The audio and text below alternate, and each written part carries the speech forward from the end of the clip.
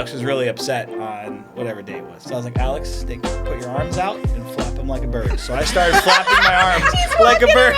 And she went from code red to, this guy's an idiot. And she started laughing. Like, Alabama now. Alabama? Yeah. Albino? Nah, Alabama. Sticking to it. Okay. Yeah. If something's like my accent, for example, sticks out like dog's balls. See, that's the reaction I always get. Yeah, it's not bad. Depends on them.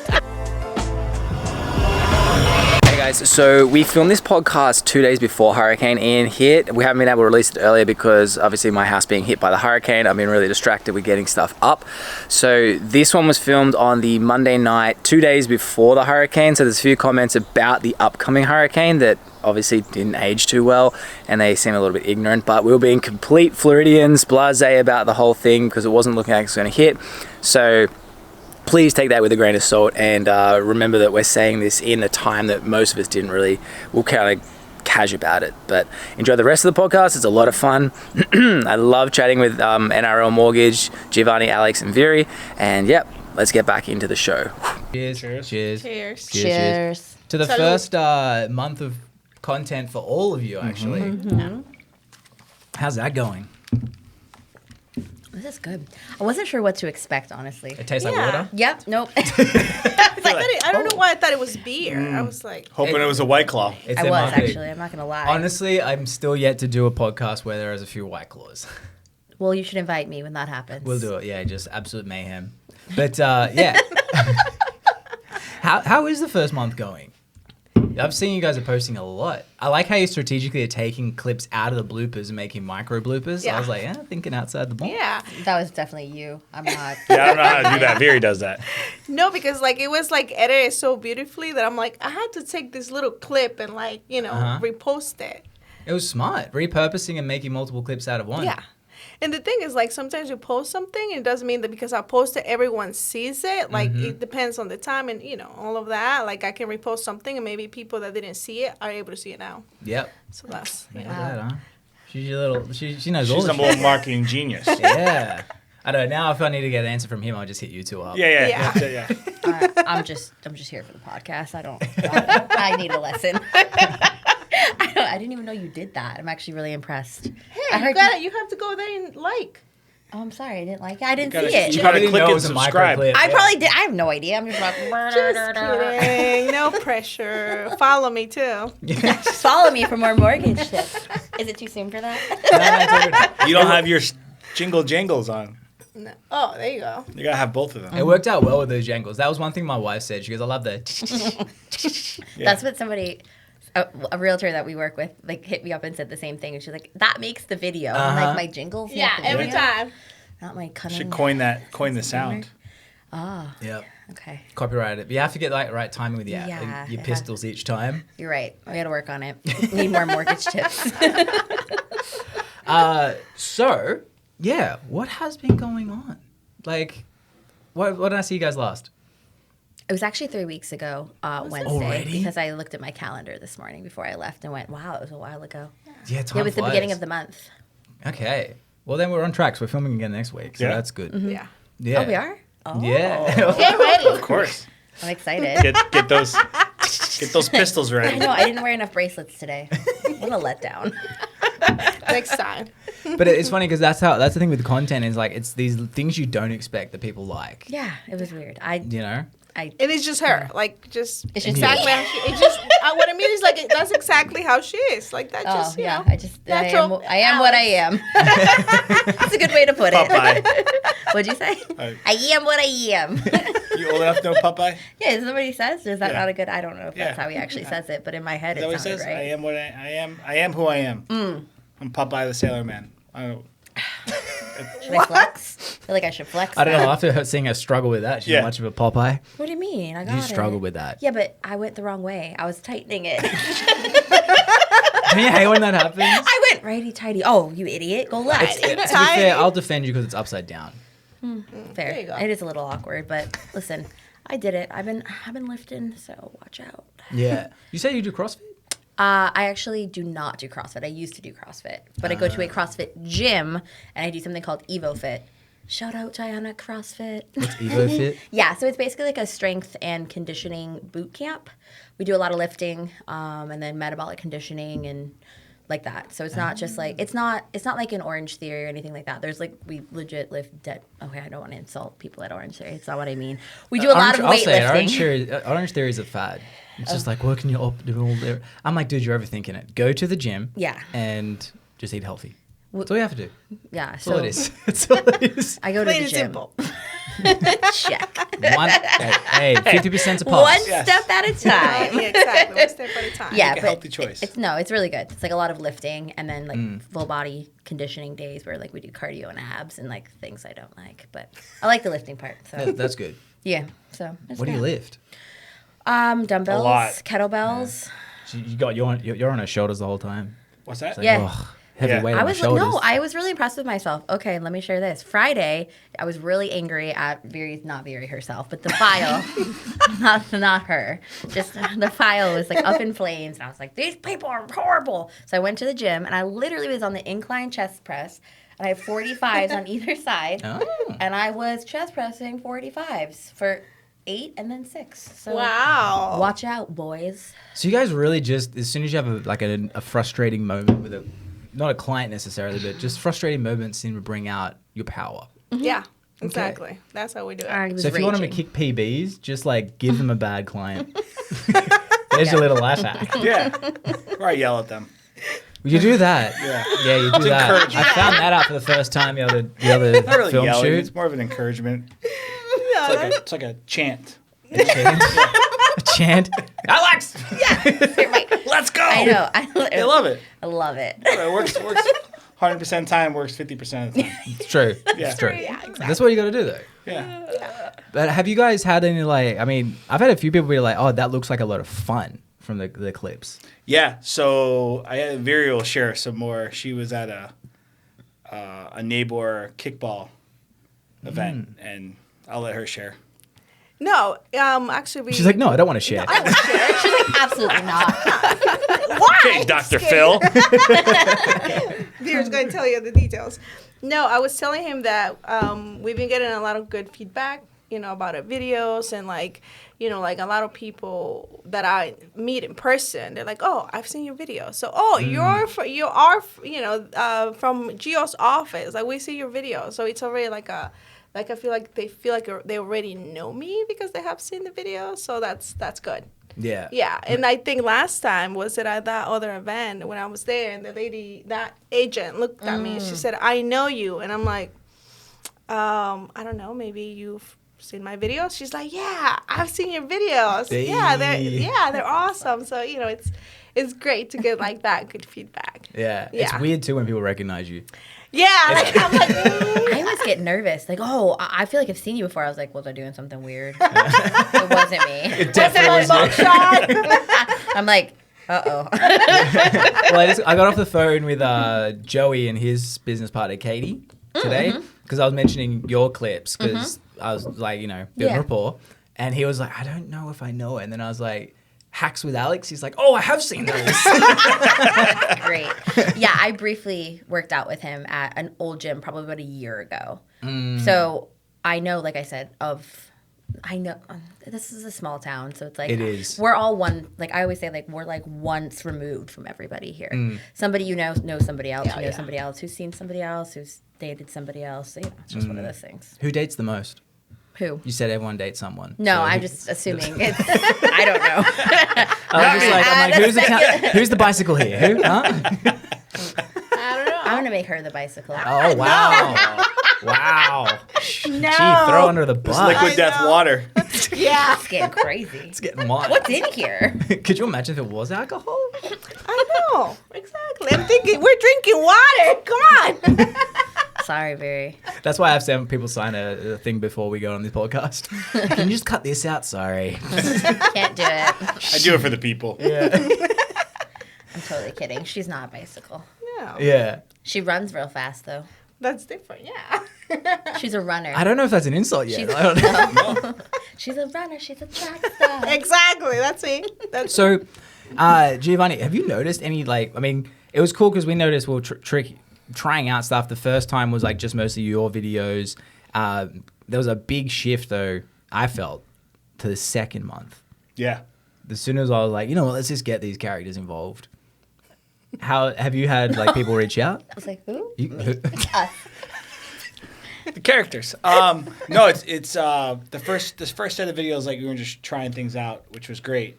And then, you know, what you were able to capture on camera is who we are off camera. Like from a leader business perspective, I just got to see their confidence even grow even further, which was awesome. And then we're building something super special. So from like recruiting growth parts, like this is who we are. And if you want to be part of it, this is who we are. And if you don't want to be part of it, this is who we are. Just watch the videos. You know, so there's a lot of, you just captured our authenticity. And I've watched the excitement of what they're doing transpire into their business, which transpires into new deals and new relationships. Like they've each walked into real estate offices with like feeling 10 feet tall because of what we've been doing. Our whole thing is be your gift, and it's not just be your gift. It's we really mean what we say. Be who God created you to be. So it's enhancing that, and it's showing that, and our clients see that, the community seeing it. So it's been really cool, and we all do it a little different. You know, my best friend reached out to me. He's like, "You did some dance moves, but you should have looked a lot cooler. Like you can't look like that." Right? So I'm like, I mean, I'll back him. Yeah. So I'm like, I'm that. like, bro, that it was supposed to look goofy like dad moves. Like, yeah, but yeah, right. No, I was acting. I have better moves. I have better moves than that, but I had to look a certain way. So what's that DJ you were gonna shout out? We'll get him to come to the office. We'll look at those moves. DJ Memphis on the air. This You guy's know phenomenal. what? We should bring him to the office. At the restaurant 239 in Mercado. Was that with Ashley? Uh-huh. It was like 10 o'clock on a Tuesday. This guy was rocking it, man. This guy was awesome. He loves DJ Memphis. Yeah. We've talked DJ about Memphis. him a lot. Did your wife film? Did she film any dance moves? Ooh. No dance moves. No, Yeah, they just were- like they were- We delete could that. do like no, No, like a compilation. I can't deny the yeah, facts no, now. it was like date night picture, no dance moves. That's a letdown. That's cool. I love it. But it's funny because I noticed, and I've noticed it since like with my other clients that I'm starting to get their team involved. It's weird how like something so simple has like a trickle down effect of the culture even in the business, because it's like you know when you go through like memories on your phone, you're like and you bond. I feel like those content clips, like each week you're like and it's weird, right? I don't know. I've noticed that, or am I making it up? No. Yeah. I don't. Yeah. I just think like every time it gets better, you know, like the more comfortable you get, you know, in front of the camera, it gets better. Because I remember when we started like, you know, creating content and kind of like creating like, you know, trying to create something different, something new, and now that we're doing it more, it's like, oh, okay, so next time we will do this. You know, it's just like kind of already an idea, which is like, oh, show up and just do it in front of the camera. Yeah. Yeah. So I think it's like, it's cool to see how it has evolved from where we were like 6 months ago to where we are now. Yeah. I think it's pretty cool. Yeah, and the ideas keep coming. It's just fun. I didn't feel like I worked when I was at that day. I was just like, I'm teasing these people, teasing Gio, Just making fun of everyone. pretty much. I Like, Alex. I still Torturing like. me in front of the camera. Come on. Yeah. But Yeah. that's who we are on a daily. You know, we're really serious about what we do and how we take care of our clients. But we go from, even if there's like a real serious moment, we go from real serious moment back to fun. Like Yeah. Alex was really upset on whatever day it was, Friday last week. So I was like, Alex, put your arms out and flap them like a bird. So I started flapping my arms like a bird. And she went from code red to this guy's an idiot. And she started laughing. But Because he wasn't mad I anymore. know I wasn't like, all right, fine. And then we went on about our day, and that was it. It was you know, great. That's a good little hack, actually. Yeah. I was trying to like fun things, like fun reasons you're grateful, and that's like so Yeah. glorious. Yeah. I'm just gonna man. flap my wings. flap now. your wings. Fly away. Next time you're pissed off, flap your wings. Nice bling on that watch, by the way. Though. Thanks. Yeah, it's guess. I like it. Yeah, I'm like a guess whore. Like, just everything's guess. Yeah. Everyone's like, "What brand is it?" I'm like, "I'll guess." They're like, I don't You're know. like, no, You're guys. like, no. Guess, Let's guess. guess. But I found out that Miramar Outlets has a Guess store. Guess outlet, It's yeah. a problem. Yeah. Like I had a full Guess outfit on the plane yesterday. I looked good. Was it like a Yeah. matching tracksuit? Yeah, pretty much. It was a set. Yeah. But I'm gonna say it. I look good. Yeah, Yeah, you did. Yeah. My cousins, when they come from Italy, Levi's and Guess. Oh, mate, the Italians. Woo. Yeah. Yeah. I knew a gay couple from Italy, and like those guys would travel from like they live in Australia, but they go to Italy. 2 guys. How many 50-pound suitcases do you reckon between the 2 of them for a 3-week trip? 3 each. 3 each. 4 each. 5 each. She's closest. Oh wow. It was 11. 11 between total? the 2 of them, yeah. And That's like crazy. one would just be toiletries. 50 pounds of toiletries. For 3 weeks? I'm not even that bad. No. Yeah, but do you think they carried them? No. Like, No. I loved these guys. One was like a real quiet one, and then one was like your stereotypical high maintenance, flamboyant gay guy. He'd be like, get it? Like, they would be dressed to the nines. Literally, he'd be like that, but darling, get my bags, please. Like, I don't know what they did for, like, they just made some good real estate moves and stuff, but he was just hilarious. Oh. Yeah, so they had everything. And it'd be like Versace, like, I'm not talking cheap as well. They're like, peasants. Like, if I wore Guess, he'd be like, honey. He's like, I have an extra. Pretty much. He's just like, you know what, have my hand out. Here's my Versace. It's like it's last season. Yeah, pretty much. But they were great. Do you pack that many? No. No? No. More of a 2 each kind of guy?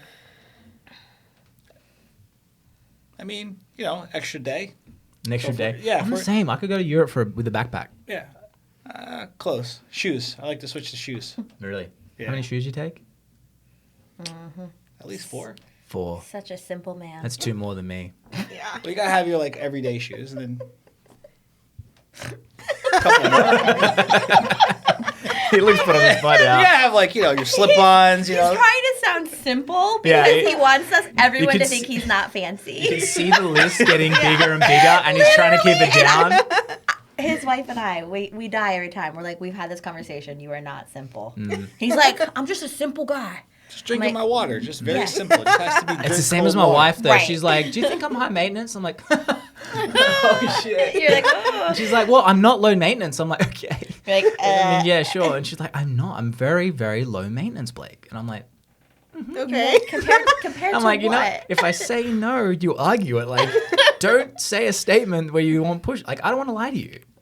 I lie to you. It's a slippery slope. But you tell the truth, and it's a slippery slope. I'm fucked. Like, You can't I'm win. screwed every way. You can't win. We all Yeah. think we're easy to live with. I know I'm not. Either am I. Just because it's Even though I'm know, simple. We're not talking about simple the same way anymore. No, I think that we're talking about 2 different things now. Okay. So simple. So simple. So with I got a question actually. I mean, we speak about it all off camera half the time anyway. But are you guys noticing a trend with? Because I read something recently, and by recently I mean this morning. The luxury homes are like dropping. The average is like they're the first things to get a hit, but like the Yeah. average drop has been like 30%. Have you noticed that? So there's been a lot of price reductions in that marketplace, and you got to look at the consumer, right? Those homes are not being bought. Why are they being bought? They're not being bought for a need, right? You don't need that home as their second or third or fourth or fifth home, right? What sparked a lot of that was low interest rates and nowhere else for them to go. Meaning Florida was one of the few states that was open. But the 1% is 1% for a reason. They know the true number of inflation. They know what's going on. They understand what the market's gonna look like 6 months from now. Like 6 months ago in March, I was on a podcast, and the first thing I said was, "We're about to go into crazy inflation." Because we just printed 40% of the U.S. currency that's ever been created in the last 24 months, and we could see rates in the 7s. Now interest rates are in the 7s. It's like I told you guys, like you should have, like what I was most concerned about. It's never the 1%, because they're going to figure it out. They're already positioned. They already own assets. They're not going to buy. So now all of a sudden prices are going to come down, but it's the rest, right? So now the vast majority. And they get scared by the media and their emotions. We were talking about on the way here. Like right now, storm's coming, right? So I message you and everyone else. I'm like, what's the real story? yeah, from what's the real Floridians? story, right? Yeah. So and I'm fine, and we're like, hey, we'll be prepared. We're going to use wisdom, but it's business as usual until something Just get an changes. umbrella. Yeah, exactly. Get an umbrella. For where we are, it's probably what we need. But the school's been closed. We had a meeting tonight at our church. That's been closed. And now all of a sudden you start to feel the anxiety, and it takes like a conscious effort to take a deep breath and go, okay, what's really going on right now? There's a storm. Everyone's making precautionary measures. But do I have a reason to panic? And we don't. And that's why the 1% is 1%. That's why they're not buying that real estate right now. You follow? So that's where the drop is. And high interest rates are doing, this is like high school economics 101 that we all studied as kids. High interest rates is doing exactly what it's supposed to. It's slowing down appreciation. Because if rates were still 3%, every house would be $1 million right now. You know, so we have to have the 7% interest rates to slow down that appreciation. Yeah, that's the thing that sucks. I was, what was it? Because I mean, I'm in a weird position because I moved here like just over a year ago and started my own business. So like, you know, I am a loan officer's dream. So I was trying to pitch to the father-in-law, and I was like, look, this is a hard sell, but can I sell as finance? You know, and it's hard for him to obviously be like, yeah, I'll tie up a chunk of my cash into the thing. So it was a hard sell, but it is funny where I look, you know, if I'm paying 3% interest, or what it was like 2.5 at some point, stupid. But like, it was like, now I look at the prices, it's like, yeah, cool, the price is coming down. You're not saving money because I'm going to limit it anyway. So I'm putting the same amount into the house. So it's irrelevant. Whereas that's such an like, important thing. Sorry to cut you off. Yeah, no. I think that's why I was like, obviously with a lot of living in Southwest Florida, everyone's a loan officer or a realtor. So I get a lot of information. But I don't know, when I put it together, I was like, if you're going to live in the house, there's no point waiting. You may as well just buy it. And because, yeah, like, cool. If you're going to live it for 5 to 10 years, even 5 years, the market will correct itself anyway.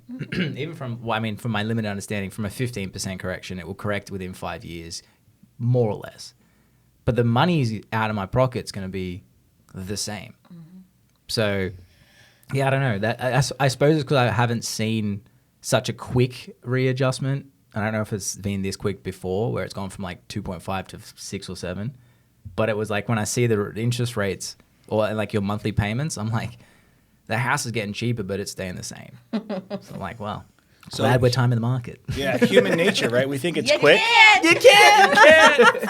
So, to your point though, too, like you got a million views on some of your clips that you put out. 2 million now. 2 million on that one. Cool. Yeah. Means nothing. Yeah. But you would argue and say like, hey, that happened quick, but all the legwork you put in behind the scenes that no one saw, right? So, again, interest rates dropped quickly, but why? The whole world shut down, and the government started pumping money into the system just to keep it afloat. And they wanted people to spend. Correct. They needed people to spend. Which is hilarious because the only people that spend are the rich anyway, and then they park it. Correct. You know? Like this whole giving money out thing always backfires on the It hurts poor. the people they're trying to help. Yeah. Yeah. So, and now, then all of a sudden they turn the spigot off, and then rates popped. And then, there's inflation. So the news is here, if you just go right below that and you actually follow what's truly going on, you can go, holy smokes, this is what's going to happen. Yeah. And, they know, I mean, we were on the phone with clients. You either need to refinance right now, like we would tell people you need to consolidate your debt before interest rates go up. If you're thinking about buying, you should buy, because what could happen is, say your hours get deducted at work or something with your income changes, rates go up, and now the home you wanted to buy, you can't buy. And now you're stuck paying rent. Oh, and by the way, there's more people in the same situation, and now rent's gone up 30%. So you're paying more money to live in the home that you could have bought for less. Yeah. And that's still the truth right now. We're not. Yeah. This is not. I'm not trying to scare anyone. Viri and I had a conversation today. I said, right now more than ever, we need to sit down with people individually and say, tell me your scenario, and here are all your options. And that's where I feel like we're really going to dominate and win, because it's a real authentic advisory standpoint. It's not a, here's your rate, thank you very much. This is, we're here to help you, and that's why we're investing in content and doing all the things we're doing. And I'm really excited to see how we continue to grow and service people, because there's going to be a vast difference of, it's either going to be super low rate, crap service, and you're not going to get your loan closed, or advisories. Like the financial advisory industry went through that. You know, you could do it yourself, and a lot of the mediocre advisors got removed, and now you either have super well-established advisors or you do it on your own. And that's where the mortgage industry is going. Yeah, don't do it on your own. I don't understand people that do like the more business oriented they get. I'm like, why would I do anything myself? You're like, somebody's way better at this. 100%. Yeah. Yeah. Cut down the time that you spend. Yeah, focus on the thing that I'm good at. Yeah. You know, like, I just did that course that I was telling you guys about, like 14 grand. Mm-hmm. And it's like, you know, I was like, take my money. But I'll probably break even in 2-3 weeks. It's amazing. You know, but now there's a new norm where I'm like, oh shit, I need to be making this much every month. Yeah. You know? But same thing, I was like, why am I trying to learn techniques and find them when what I really need is like, I can find the techniques, but I need someone to tell me directly, so because you hear it different. Like the guy I was on the call last week with, he was showing me some of the things we're doing with like, which is what we're going to start. I'm practicing with you guys eventually. Conversation next week. But it was funny because it was just that little thing where he was like, I can't get people on a call. And he's like, you just got to tell them, man. And I don't know why. He was just like, I was like, okay. And then like I lined up 5 calls that week. I was like, literally within 48 hours, I was like, oh, okay. Yeah, that 14 grand is going to pay itself off with that one piece of technique. Yeah. But it's the same with like mortgages, real estate having a realtor search it. I find that one a little weird though. Like if you're looking to buy, and this is just my opinion, Zillow seems to be most of the stuff that people find. There's a couple of off market though, aren't there? There's a difference of looking, and then if you deal with an agent that really knows what they're doing, and is operating from a place of integrity rather than making a commission check, now all of a sudden you're making an offer on on Viri or Alex's home, and I'm advising you or they're advising you, hey, this is what it's listed at. Here's what we should go in at. Here's some strategies behind that. Here's what we could ask for. We could protect you contractually. I can't tell you how many people just sign contracts and then get themselves in the pickles because they didn't even read the contract. So there's a lot of wisdom with working with the right agent. It was last year I was really big on because all of these online companies were like, hey, sell your own house. Like you don't need a realtor. And last year it was like everything's sold. Yeah. Right? But are you protected contractually? Who's paying the closing costs? Who's paying the transfer and the D-tax? Who's doing all of those type of things? And there are some really good agents that treat it like a profession. So those are the ones you need to work with. Like that. Yeah. So that's where the value is. If not, then yeah. I mean, no difference than you can go online and get a mortgage as opposed to, oh, you're self-employed, Blake. You know, we have a bank statement program. We have this. Let's do this. Let's wait a year. Have you file your taxes? Like there's some value there added. Yeah, my red flag always is how optimistic are they? Yeah. Because then they're just trying to sell. Yes. Yeah. Yeah, I did that recently. It was like, showed one house we were looking at, and straight away it was perfect. I was like, oh, okay. And then I threw a couple of things that I knew were wrong because I cross-referenced with a few other people. And I was like, what's your opinion on this? It doesn't matter. I'm like, okay. There you go. Case in point. Red flag. Yeah. You know? Because most people say that they, my father-in-law's belief is he likes to negotiate straight mano a mano because you can, negotiate that extra 3% and save some money. Thoughts? I mean, the legality thing always gives me a red flag because America loves suing. You know what I mean? Somebody sued Starbucks, I heard recently. For what? Because apparently, like, the refresher drinks aren't actually what they say they are. Like, there's, like, if it's, like, strawberry lemonade. Who's got time to... Does no it taste good or not? And let me guess. They sued him for emotional distress for about Probably. $34 million. I didn't actually read any of it. Somebody said that. Or somebody posted or said it the other day, and I was like, I can't. Dude, America... I swear, it's just you have so many people that there's so many dumb stories that come out. Like, people suing McDonald's for their, like, obesity. I'm just like, Like, come on. But then the other one with, like, the coat. Did you hear one about the guy with the coat? little Asian family, they have their dry cleaning thing, and then they misplaced his coat for 3 weeks. Tried to sue him for $20 million of emotional distress. Oh, my God. What kind of... Was it a magic Was it coat? one of these? This is a solid $15 million. But what kind of dude, like... Did you lose a job that was going to pay you $20 million a year across the next 3 years or Was that his something? work coat? Was that the only coat that he had? I don't know. Yeah, I know, yeah. But it's just, there's so many stories that come out of America like that where I'm just like, this has got to be like fake. But it's real. I hope it's fake. It's No. not. No, there was a news article and the guy was walking out and he started talking on camera about it. And he was representing himself, obviously because no one will represent the idiot. Like, he's probably trying to save on fees as well. Yeah. It's like, I got this. Yeah. You know, I read Rich Dad Poor Dad. Bush right now. Mm. That's right. It's Oh, good yeah. bush, right? Yeah. I'm in the jungle. Yeah. You didn't bring your bow in. Natural habitat. Yeah. Exactly. Welcome to the jungle. Okay. Oh, I almost just knocked it over. Wow. Too much. Sorry. much. Too Breaking much jungle. microphones. That's it, don't Too touch much the wall. jungle. She's very volatile. Yeah. Did she, when she flapped her wings, did she knock stuff off tables? Yeah. No, she looked at me for a little bit, and then she's like, he's not going to stop until I do this. So then she did it, and then all of a sudden she's like, oh, this is making me happier. Yeah, I started And it worked. laughing because it was Yeah. ridiculous. And Viri's like, these two. To be a fly on the wall that day. He's just walking around the table. It was actually worked. worked. 30 seconds, It man. did work. What's I up? loved it. Yeah. Oh, I'm- It's like that weird trick too. They say even if you're feeling bad, just smile. And it's like you make yourself feel happy and you're like, I hate myself. Life's good shit. Yeah. Let me laugh. Do the Sometimes power it's pose, good, you know, the sometimes Wonder Woman, shit. Superwoman, Superman. Yeah. I don't do the Wonder Woman pose. No? No. I don't look good in a skirt. That's a lie, actually. Did you see me in a tutu? I've Yeah. seen you. Yeah. Yeah, it's good. I see.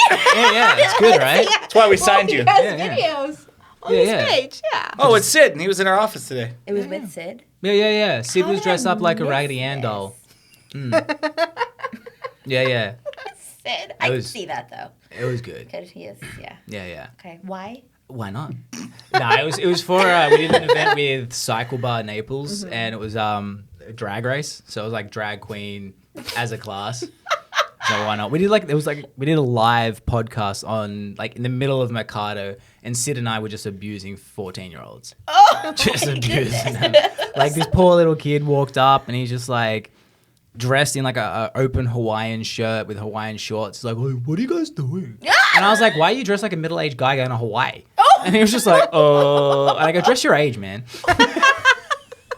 This poor kid had no idea. He was wearing a tutu. Yeah. says the man in a tutu. Yeah. Hey, I was dressed appropriately, all right? Yeah. I was dressed for my age. But it was like, then we had like a Latina lady start going off at us at first. We thought that. Then we found out she just got probably stood up on a date. So then Sid is giving therapy to this lady. That's Sid, yeah. He loves therapy. And he's giving therapy to this lady while dressed up as a Raggedy Ann, while the guy next to him is wearing a light up cowboy hat with a tutu on. Like, That's the best kind of therapy. And we were the same people out of the three. Right. You're like, what does that say? Yeah, Naples is wild. Oh. But that was fun. We had to take that down though. The head office was not too happy.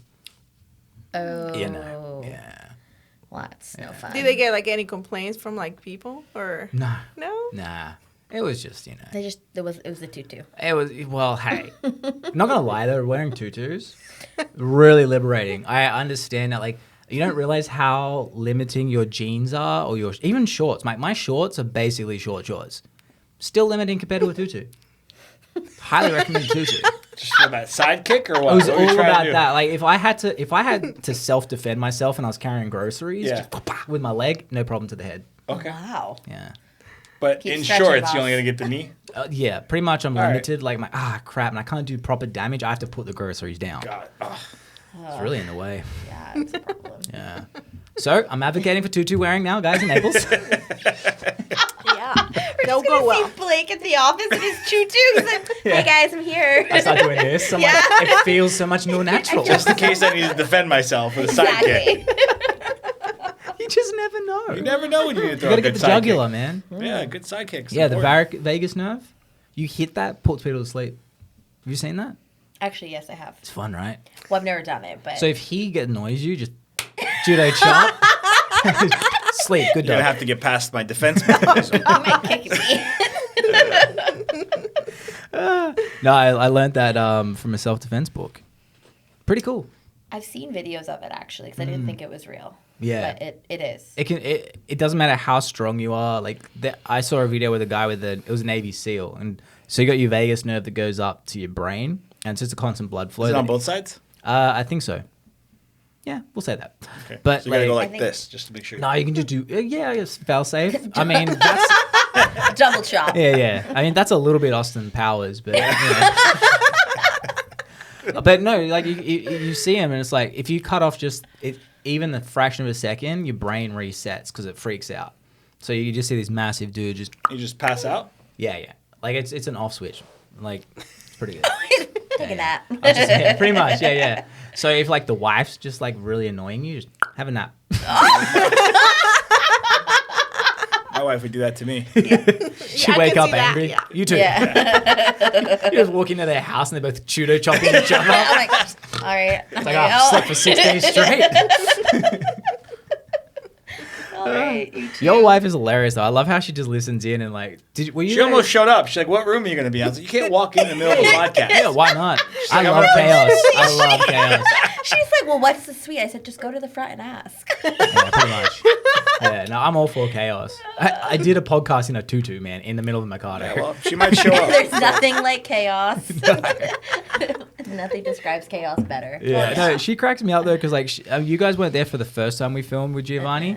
He was saying some sort of thing like Oh, you know she like told be me the this captain story. of your ship, and I'm like it just doesn't sound right. He goes, I'm maybe like- it's how I'm saying it, and she's like you never say that. I'm like that's why it's fucking bad. Like, that's why it's terrible.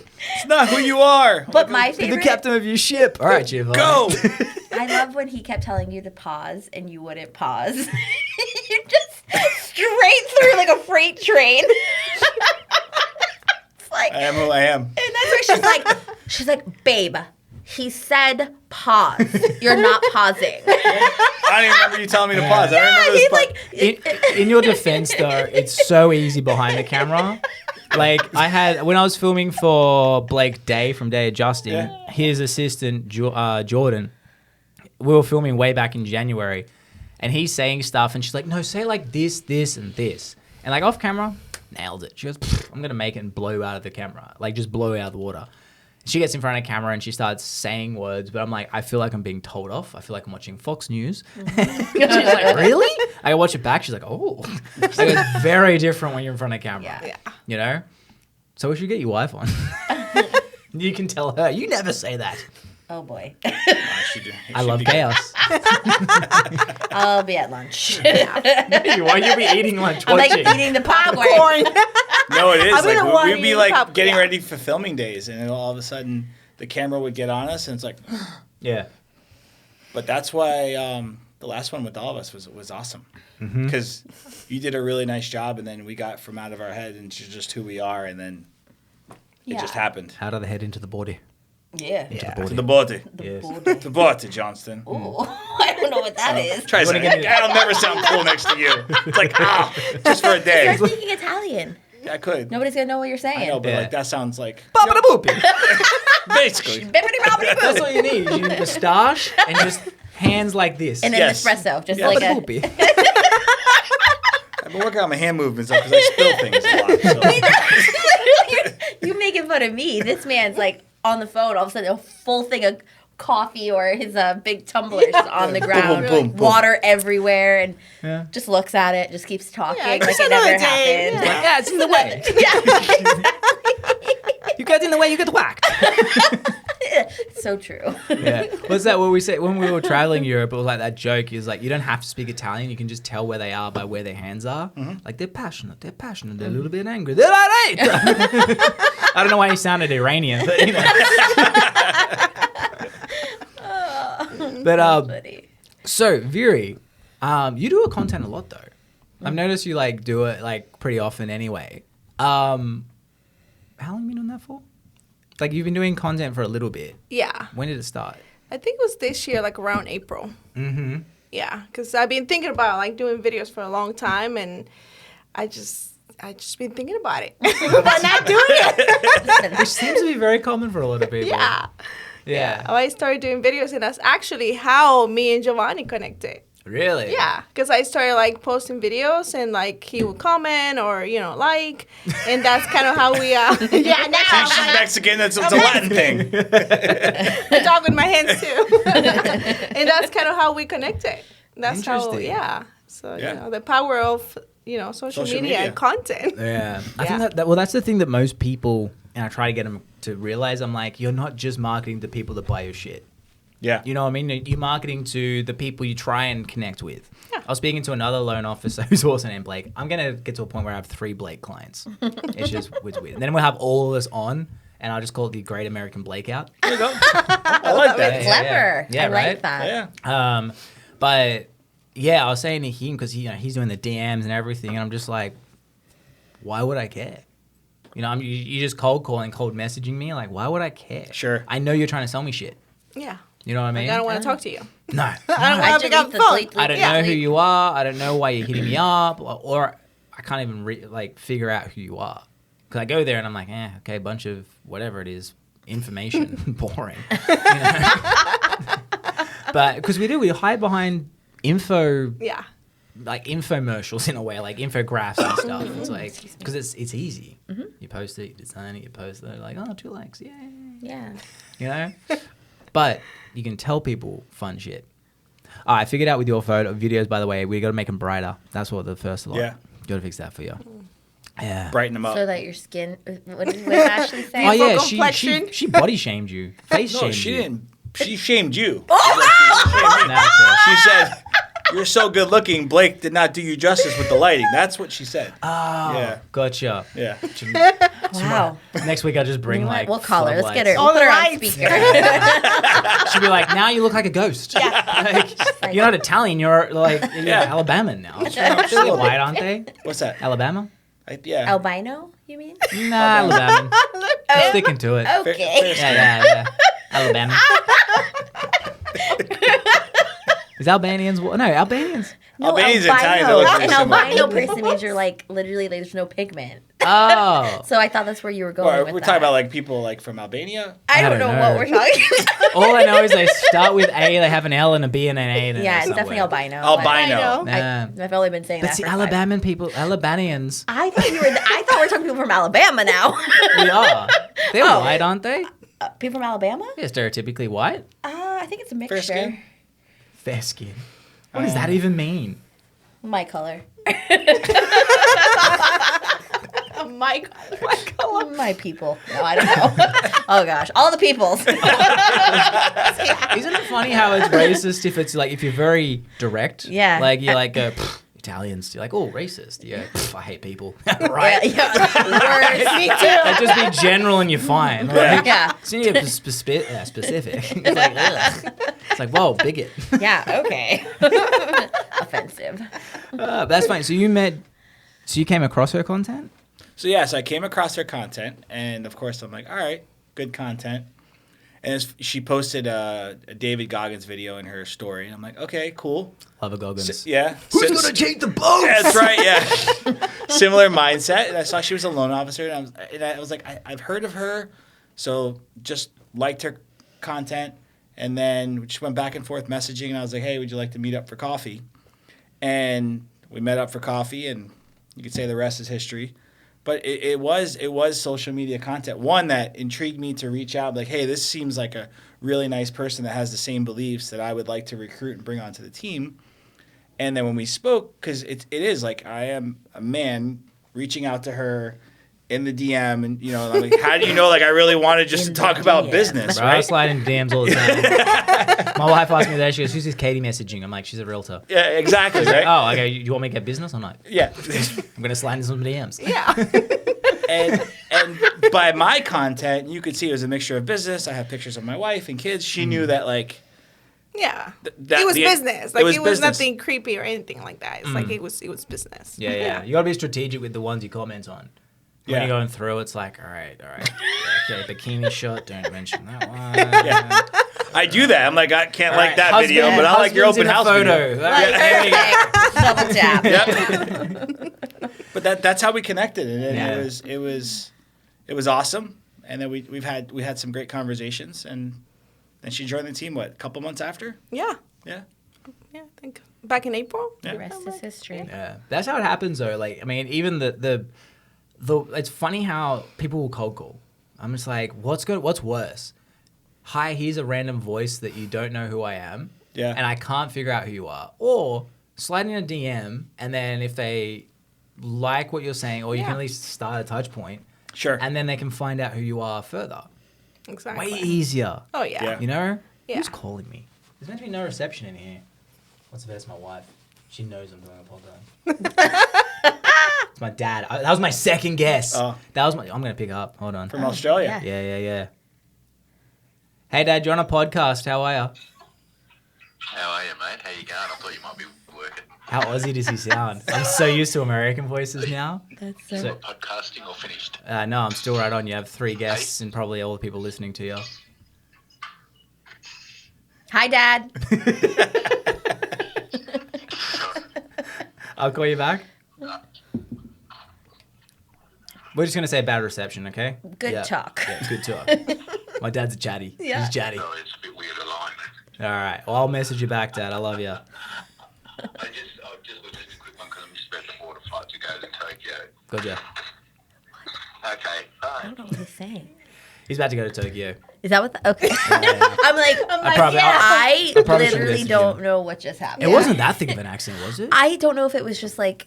So is everyone referred to as mate? I'm gonna start doing that. Yeah. So it's funny. You pretty much can. Can I call Alex and Viri mates? Yeah.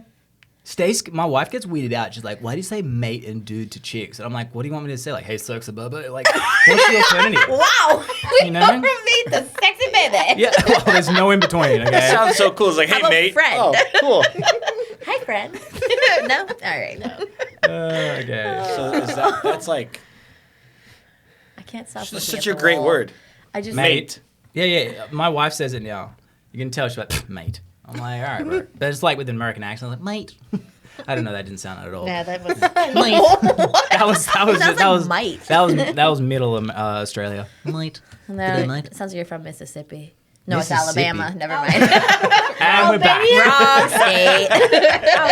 Albania. Alabama. We're not sure. It's funny though because there are certain sayings. I say, for example, if something's like my accent, for example, sticks out like dog's balls. See, that's the reaction I always get. I would have said balls. Bowls, bowl. Bull. B-U-L-L. Oh yeah, but I'm imagining like it's not the saying though. In Australia, it's like if something's really it sticks out like dog's balls. Okay. Do they And- not like dogs in Australia? Pardon? Do they like dogs? I mean, we don't look at their balls intensely, but Sounds like you do. yeah, well, sometimes depends on the day of the week. Yeah. Oh, all right. And Yeah. then why we're in. But it's funny because it's like, you know, I could say that. I said that to my aunt who's 85. I was like, yeah, it's really funny. Like, my accent really sticks out like dog's balls. She goes, yeah, it is pretty, I guess it is pretty thick. Interesting. I've never heard that. Yeah. There's another one that I really like. It's like if someone, say you're at a bar and they go, like someone goes, hey, mate, would you like a drink? It's like, well, I'm not here to fuck spiders. Oh my gosh. What? Right? Like, oh, okay. I just want to know It's the good, really, right? really drunk guy who said that like 200 Yeah. years ago, Yeah, right? the first guy. He was the first person. You're okay. Yeah. Like, I'm never mind. I don't know. but it's so weird. funny because it's just like, well, I guess you're not. Yeah, you go. Good point. Yeah, like, I'm not here to fuck spiders. Yeah, you're like, Yeah. yeah, clearly. Yeah. Define one first. Yeah, we have some weird ones. It's funny though because my wife's been watching all these Australian Hallmark movies. Don't know why. Does your wife watch Hallmark movies? Good, she's a keeper. But mine is too, I'm just saying. But she loves Hallmark movies. And there's this one Aussie actor that's clearly just doing the rounds of all the Hallmark ones. And they just throw in all the bad Aussie things, which is just like, from an Aussie perspective, we're like, ugh. It's like You the know? stereotypes type of thing. Yeah, it's low hanging fruit. Like what? Like what? Like, you know, like one girl, the American girl who's getting saved by the Aussie is like I mean, it doesn't sound that bad. Tell me everything. Go. just dumb things like what is it? Like she's drunk. She's like, all right, let's go get a burrito, and he's like, I got a meat pie, and she's like, ugh. Like just Wait, I feel like I saw that one. No, I'm just kidding. It's just bad, and, you know what I mean? But it's relatable for Stacey because she was that American going to Australia being like, oh my gosh, like this is cool. And we're like, yeah, we don't care. Actually, I really think I did see that movie. I'm not lying. He's blonde. Is he like a cowboy? Like works on a ranch? Yeah. Ashley and I watched that one too. Yeah. I haven't seen it. No idea what language you guys are even speaking right now. And let me, okay, hold on. I think she was there for some wine. Yes! Oh my God. Yes, that one. I've seen it. Yeah. The Catalina wine mixer. I was watching. I was watching on Wednesday when the storm rolls. Yeah, he's gonna be like, I have to catch up. No, I'm not watching. It's so annoying to watch though because you can see so many things like where they've ticked deliberate boxes of like diversity, like a gay Aboriginal man. It's like, all right, those guys are really rare. Like they're I very. don't remember there's a gay one. The one that was in the thingamabob, who's like the head winery dude. Oh, yes. Okay. Yeah. I forgot about it. I don't know. Just for an Aussie watching that, I'm like, that just seems so out of place. Like, it feels like, all right, you've tried to tick the box of this, the box of that, and wrap it all up in a product. So we're like, we're diverse. But you know what? That is what Hallmark movies are. They're very, even Predictable? the American ones are. Yes. Very predictable. There's always like Especially Christmas ones. a woman Yeah. who's heartbroken or like Goes to a small town. goes to a small town, meets small town Yeah. boy who's been there and single for 1,050 it is years. true. They have a blueprint. They fall in love, Mm-hmm. then something dramatic happens so that they're not in love, and then they get back together. Oh my at God, the it's so end. unpredictable. I wonder How would this what's end? gonna happen. I don't know. Yeah, I know. it's- Whenever they get like, because the in-laws will come down. I don't know why. My father-in-law loves Hallmark movies. And I'm just there like, I look like, because I can't be involved in something I don't care about, which is probably good, but not good. Because I can't sit there and be like, wow, what's going to happen next? you should just tell them all. Be like, all right, I'm going to ruin this for you. Yeah. Like, I know They what's end going up to together. happen. Yeah. Yeah. The end. Let's shut it off. Literally, it's the same thing. You can, I swear they have like, all right, here's the blueprint. This guy's Sally. I'm sorry, this girl's Sally. This guy's Sam. All right, cool. Fill it all in. Right, yeah. Pick a different city Pretty or a much. small town. Yeah. And now there's that pick a one Aussie different guy just problem. going to different places around Australia. Yeah. You know? And then they're like, let's mix it up. Go to New Zealand. Make it different. Wild. Yeah, Americans can't tell the difference between the accents. Probably not. Probably not, actually. Yeah, no. I literally watched it, like, because I mean, every time she's like, hey, that guy's in the movie, another movie. And all I'm the like, same. where is he now? She's in New Zealand. I'm like, he's not even Kiwi. She's like, we don't know there. That's We don't funny. know that. It doesn't matter. We don't care.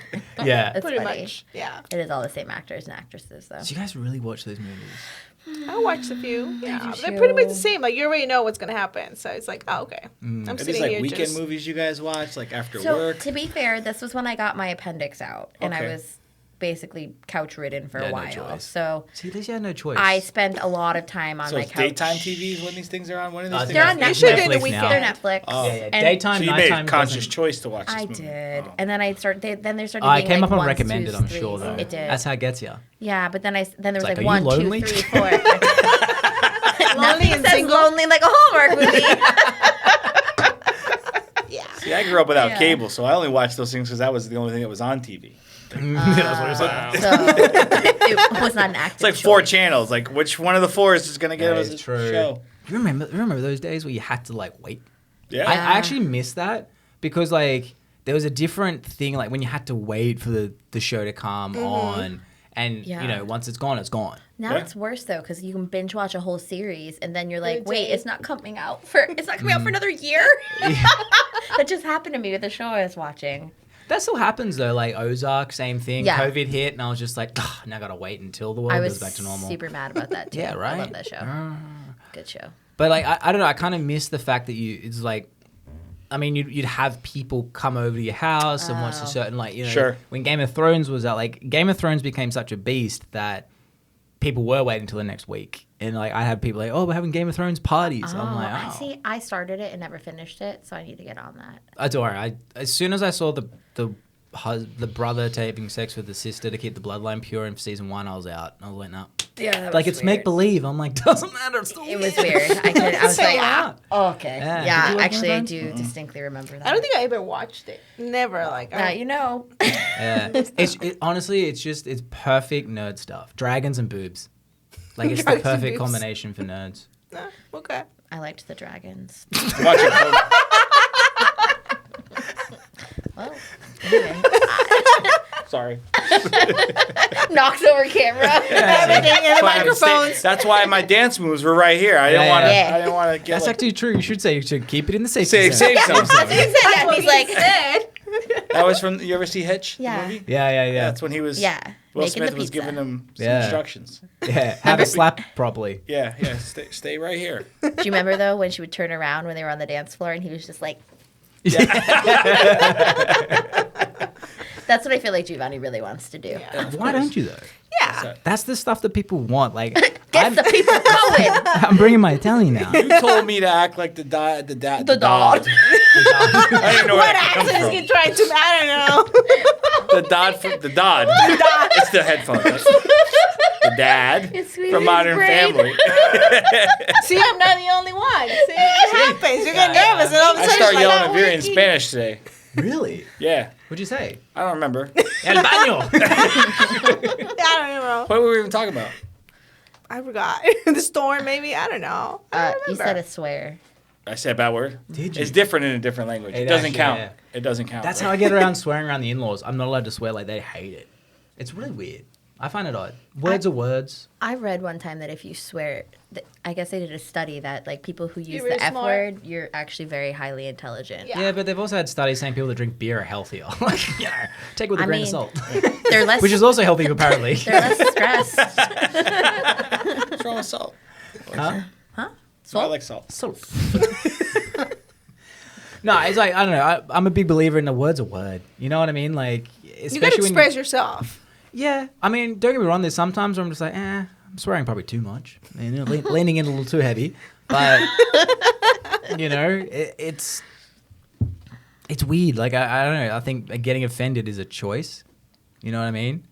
Because it's funny seeing because they're Fox people. I love it, and they're like getting angry. They want to cancel this, and this. They're getting angry that the left wants to cancel this, and this. Like, oh, they're just trying to ruin freedom of speech. I'm like, you want to shut down gay people? Like, what are you talking about? This drag queen movement that you want to shut down, like, that's canceling. Yeah. We're all Just guilty of the different same form of shit. Same people. Yeah, exactly. Did you think the podcast would go this way? What's that? Just completely off Oh, field? this What were we is supposed to be exactly what I talking about? expected. I was just Fucking here. knows? Yeah. I was like, mortgages. Ugh. We can talk about that any day. Let's Hey, talk about it's the true. good stuff. Yeah, let's get to the juicy meat. Yeah. Let's do it. No, that's a funny thing. I love just being random with this podcast. But we need to have beers next time. We have business now? No, beers. Is my accent really that shit? No, it's the headphones. It's not used to it. No. I have a question for you. Oh, shit. Oh. Yeah. He's like, Did you Okay. prepare this question or is this random? do you wish you were taller? Yes. Do you wish you were a baller? It's a song, no? Do you wish you? That's a beat, huh? Do Yeah. you wish you I- were taller? Do you wish With a with a baller. baller? I don't Jenny, know. you make sure you get all this. I edit this one. I edit this stuff. So you have a very high level of emotional intelligence. Thank you. Tell my wife. He writes down. He's like, wait, hold on, say that Is that a again. weird thing to DM another dude's wife? Your husband has very high emotional intelligence. Yeah, she's like, right, yeah, right. Yeah, Yeah. Tell him to share it over But here. how did Yeah, you develop right. that? Where did that come from? Insecurities. Okay. Basically, like, that's all it is. It's a long story. Let's see. This is why I'm so passionate and pro internet.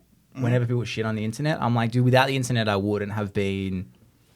I'd be stuck in that same sort of emotional cycle. Okay. Until you see enough other people doing good shit, you're like, oh, wait a minute, maybe how I think is wrong. It was a process. Like all my tattoos on my arm are like life lessons, where it's like people like that looks like nothing. There's like 7 meanings in that. Be like, what the fuck? It's very small. Yeah. But the first one was, what was it? This bad boy, this tattoo. Okay. Which is like, I got it when I was 24 because I noticed I was super negative. Like, constant. Like, I mean, I went to the gym all the time. I was like, go to the gym, practice your muscles, train them, movements. That it wasn't until I was like, hold on, my brain is a muscle and I can train that, and I've been training it my whole life without choosing to. And I've trained it to be super negative. So like just stuff like, judgmental from the get-go where I was like, why am I doing that? And so I went to uni to study psychology, got super bored within 2 years because I was just like, dude, you guys are like, that's when I was like, I became anti-university because I was like, you guys are deliberately squeezing dollars out. Like, why do I, once you told me something and I get it, why do I have to focus on this for 45 minutes? Yeah. Can I move on? And then that started, I didn't know why I was obsessed. Usually people that are so mentally screwed up are the ones that become psychologists. Shout out psychologists. But, Whenever I say something offensive, I'm just going to yell shout out to whatever. That's good. So, It's true, though. yeah, basically, it was like that first, here's a life story actually. It was in Brunswick Heads in Queensland. And that was when I got this tattoo. And I was with my girlfriend at the time. And this tattoo was when I got, it basically is like the equation for happiness. So others, O over S, others over self. Think positively all the time. And O positive for family, because my blood type. And if you hold it there, you can feel your pulse. So it's like, that's what keeps you alive. That's pretty cool. That's cool. So when at that week, best week of our lives in the relationship, and then I was like, we need to start training our brain to think certain ways. Like at first, if you're so trained to be negative, it's easy. It's the flex muscle. When you start saying something positive, it's icky, it's gross. Yeah. Like, why am Feels I doing weird. it? Just feels weird. Yeah. You know what I mean? And so I would say something and I'd have to consciously catch that thought and counter it with a positive or find the positive in it. So like, say for example, someone was wearing something they probably shouldn't. I'm like, oh, look at that, blah, blah, blah, blah. Catch it. That guy's probably a really cool guy that I'd really enjoy chatting with. All right, cool. And then, you know, over years, basically that week, the next day after we had that fun week, emotionally I started going this way. My girlfriend at the time went right off the ledge of emotional problems, of like depression / eating disorders and stuff. So it was kind of this weird moment that to see like boom, straight off this other way. And from there on, it's just been constant, like, you know, I know that my brain is this thing I can tweak. Yeah. Also, filming yourself externally, massive life lesson. Because you realize how much nothing really means anything. Because you'll say, like, there'll be moments in this, you guys watch it back, and you're like, I don't remember it going that way. You know what I mean? Because of how whatever's going on in here, we think it's different. So, like, there's an example I was used. Like, there was one moment in one of the episodes where I was like, oh, it's such a good episode. It was great. I'm editing the first time through, and I'm like, Jesus, Blake, shut up. Shut up. You know? And then I'm like, I probably will cut that out. And then I watch it back again. I'm like, you know what? Fuck it. Just keep it. Whatever. Sid messages me going, dude, this episode's fucking cool. I was like, really? He goes, yeah, there's so much value in it. I'm like, do you think I talk too much? He goes, no, why? I was like, huh.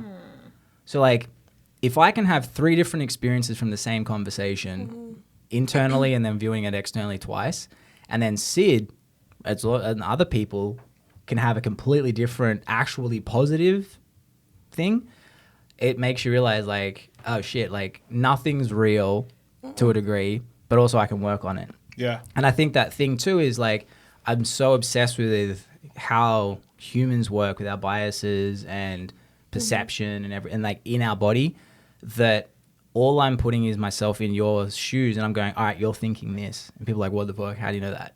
It's just because I've so analyzed myself. Like I went to my psychologist in Sydney because we get 8 free sessions. Shout out Australia. And so I was just like, look, I just want to go and just check it out. And my doctor was like, do you feel depressed? I'm like, don't think so. So I just like filled it out. She goes, you're depressed. I'm like, great. And then I don't feel depressed. Yeah. Okay. Yeah, this feels normal. Yeah. So I went to him and it was funny because I go to him like, look, I do this and then this triggers that because of this reason and then this ends up clicking that over to this bias which affects that and then that reaction has this. And he's just there going, what the fuck? It's like, what's going on? He's like, you know everything. You just got to get, again, this is the thing, like, you know it half the time, but you need someone externally to just be like, hey. And so I'll never forget, there was this one thing that he said to me because I was like really worried about, I wanted certain people to like me. And he said it in a real, like in a very concise way of what he did say. He was just like, why are you trying to be friends with that guy? He doesn't want to be friends with you. He gives a shit. And I was like, that was an advice I used to always get. It's like, you need to put an effort in, blah, blah, blah. Yeah. And then I was like, yeah, you're right. Why am I doing that? Like, he doesn't want to be my friend, and that's okay. I don't want to be friends with a bunch of people. So why does it matter? Yeah. The second I stopped caring, but still, like, not being a dick, it's that fine line of caring enough, not caring enough. I'm getting messages like, hey, you want to hang out? I'm like, what? It's like you felt your energy shift. Yeah. And like, in that 2-year mark before I moved here, there was one guy that I worked with who fucking hated me. In 2 years, he's like, why am I going to miss you? And we message like pretty much monthly now. He's like, hey, when do you get back? I'm like, next month. He's like, oh, cool. But from that shift of just being like enough emotionally aware to be like, hey, my bad or whatever, it's like, I don't know. It's this weird, it's a long thing. Yeah. But it's that thing too of like knowing that what I'll believe now, I probably won't agree with a year from now or 2 years. Yeah. So that's, I guess, the thing. So for me, it's like I love seeing when, and my wife hates it though, because I'm like, hey, you're thinking this. She's like, fuck off. I'm like, okay. So I don't know. It's like it's just absorbing a shitload of stuff too. Books, paying people to tell me stuff. Like that's my thing all the time is like pay someone else and you get there quicker. Yeah. It always happens, especially when you're scared of that money being a waste. Yeah. The only people that say something's a scam is the ones that don't use it. You know what I mean? Yeah. So the whole thing always for me is just like, how can I get better and how can I shift my brain as best as I can? But the main thing with emotional intelligence is I just go like, I feel like I've lived a lot of that stuff already and evaluated it. Like I've had moments with my family, which is like before moving here, crazy. I literally thought I'd never see my family again because of how bad it was. And also then knowing what to attach to / like once you feel like you're going to lose your family forever, you're like, all right, well, fuck, nothing else matters. But there was like a freedom with that too, because I'm like, hey, I'll cherish what is great rather than focus on what's bad. Sure. Yeah. Because guys, we always want to fix shit. Yeah. We always want to fix stuff. That is like, I don't know. I know it's a long answer, but it's like, That's it's because good. it's such a, it's been a, 24 when I realized first. And there's still so much where I got to figure it out. Like in another 10 years time, I'm sure people are like, whoa, wow. And also like, I mean, it's wild the shit when I look back what we've been to, like the last, like during COVID, it was wife and I on the other side of the world. That's when shit really took off. I was living in the apartment with my family's investment property because I'd rather my money go to them. But that created other problems. It was like because of a dynamic, when money's involved in the family, it can sometimes be problematic because they're like, we're helping you. And it's like, yes and no. Then, so world shuts down literally, by the way, for 5-ish months after my father-in-law, when I asked him for the blessing to get married to Stace, he's like, promise me to move to America. I'm like, I can't promise that. I don't know. So much shit could change. And he goes, what happens if the world shuts down and I can't get to her? I was like, when's that going to happen? When's that going to happen? Literally said that. I have it on video too. Like, I'm not even gassing you. So I've got it on video in October. And then 6 months later, March. I was like, did this guy know something we didn't know? I was like, thanks for the heads up. Yeah. So we've had that shut off from the whole world. Stacey shut off from her family. Shit's blowing up with my family. Then she gets pregnant. We move basically in 12 weeks. She was 3 months pregnant when we found out I got my visa, and I had 6 months to enter the country or I lose it. So it's like, well, you can't fly after 6 months. So we have 12 weeks to move, which is wild. Yeah. 12 weeks, pack everything up with a pregnant wife and figure out ways to ship everything during COVID and all this sort of stuff. So then there was that. Then 3 months later, within 3 months, it's change the country, start a business, start a family, figure it out.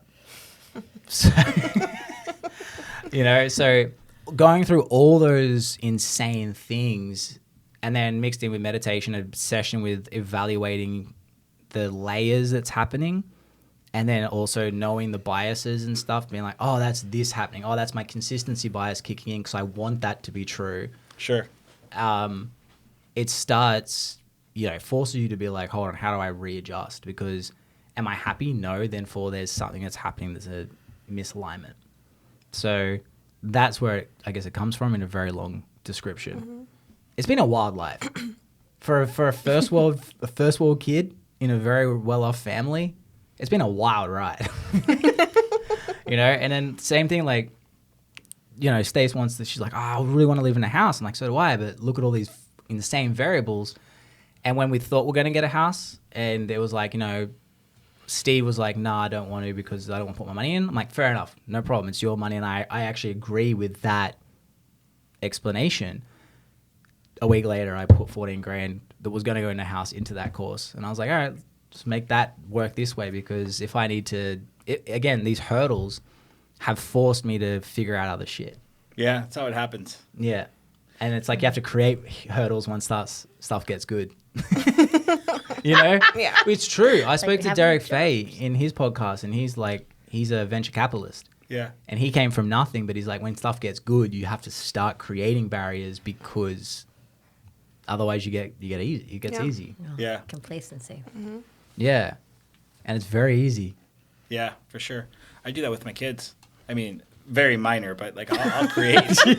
He's like, you're on the street for a week. Yeah. I mean, No bed. the life they live, I couldn't recreate my childhood if I tried because it's so different, right? Like, I mean, I moved here from Italy right before I turned 3. I had immigrant parents. Like, they took jobs that they could take.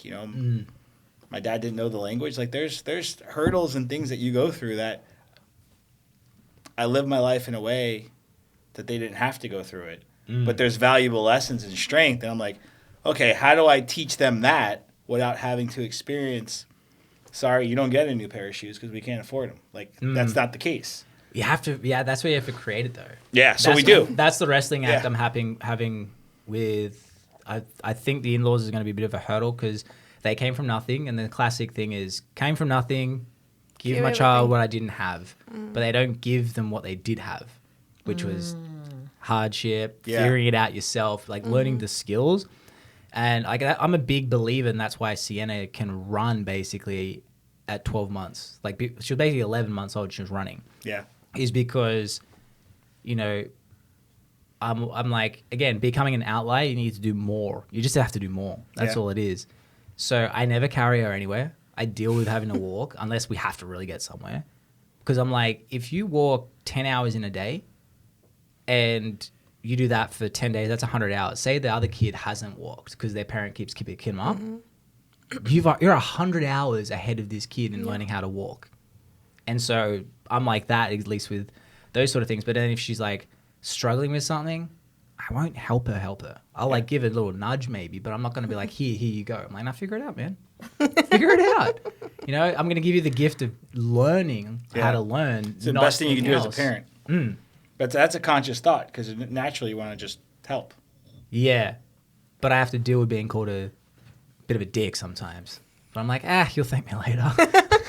Yeah, that's exactly what I tell my daughter because, I came to this country when I was like 15 years old. I didn't know the language. I didn't know the culture. It was a completely different, country. And I had to learn all of that. So for me, like I would think I was telling Giovanni today, like, I feel like if I go to another country, like I'll get there and I'll just manage it and I probably learn the language because I've done it before.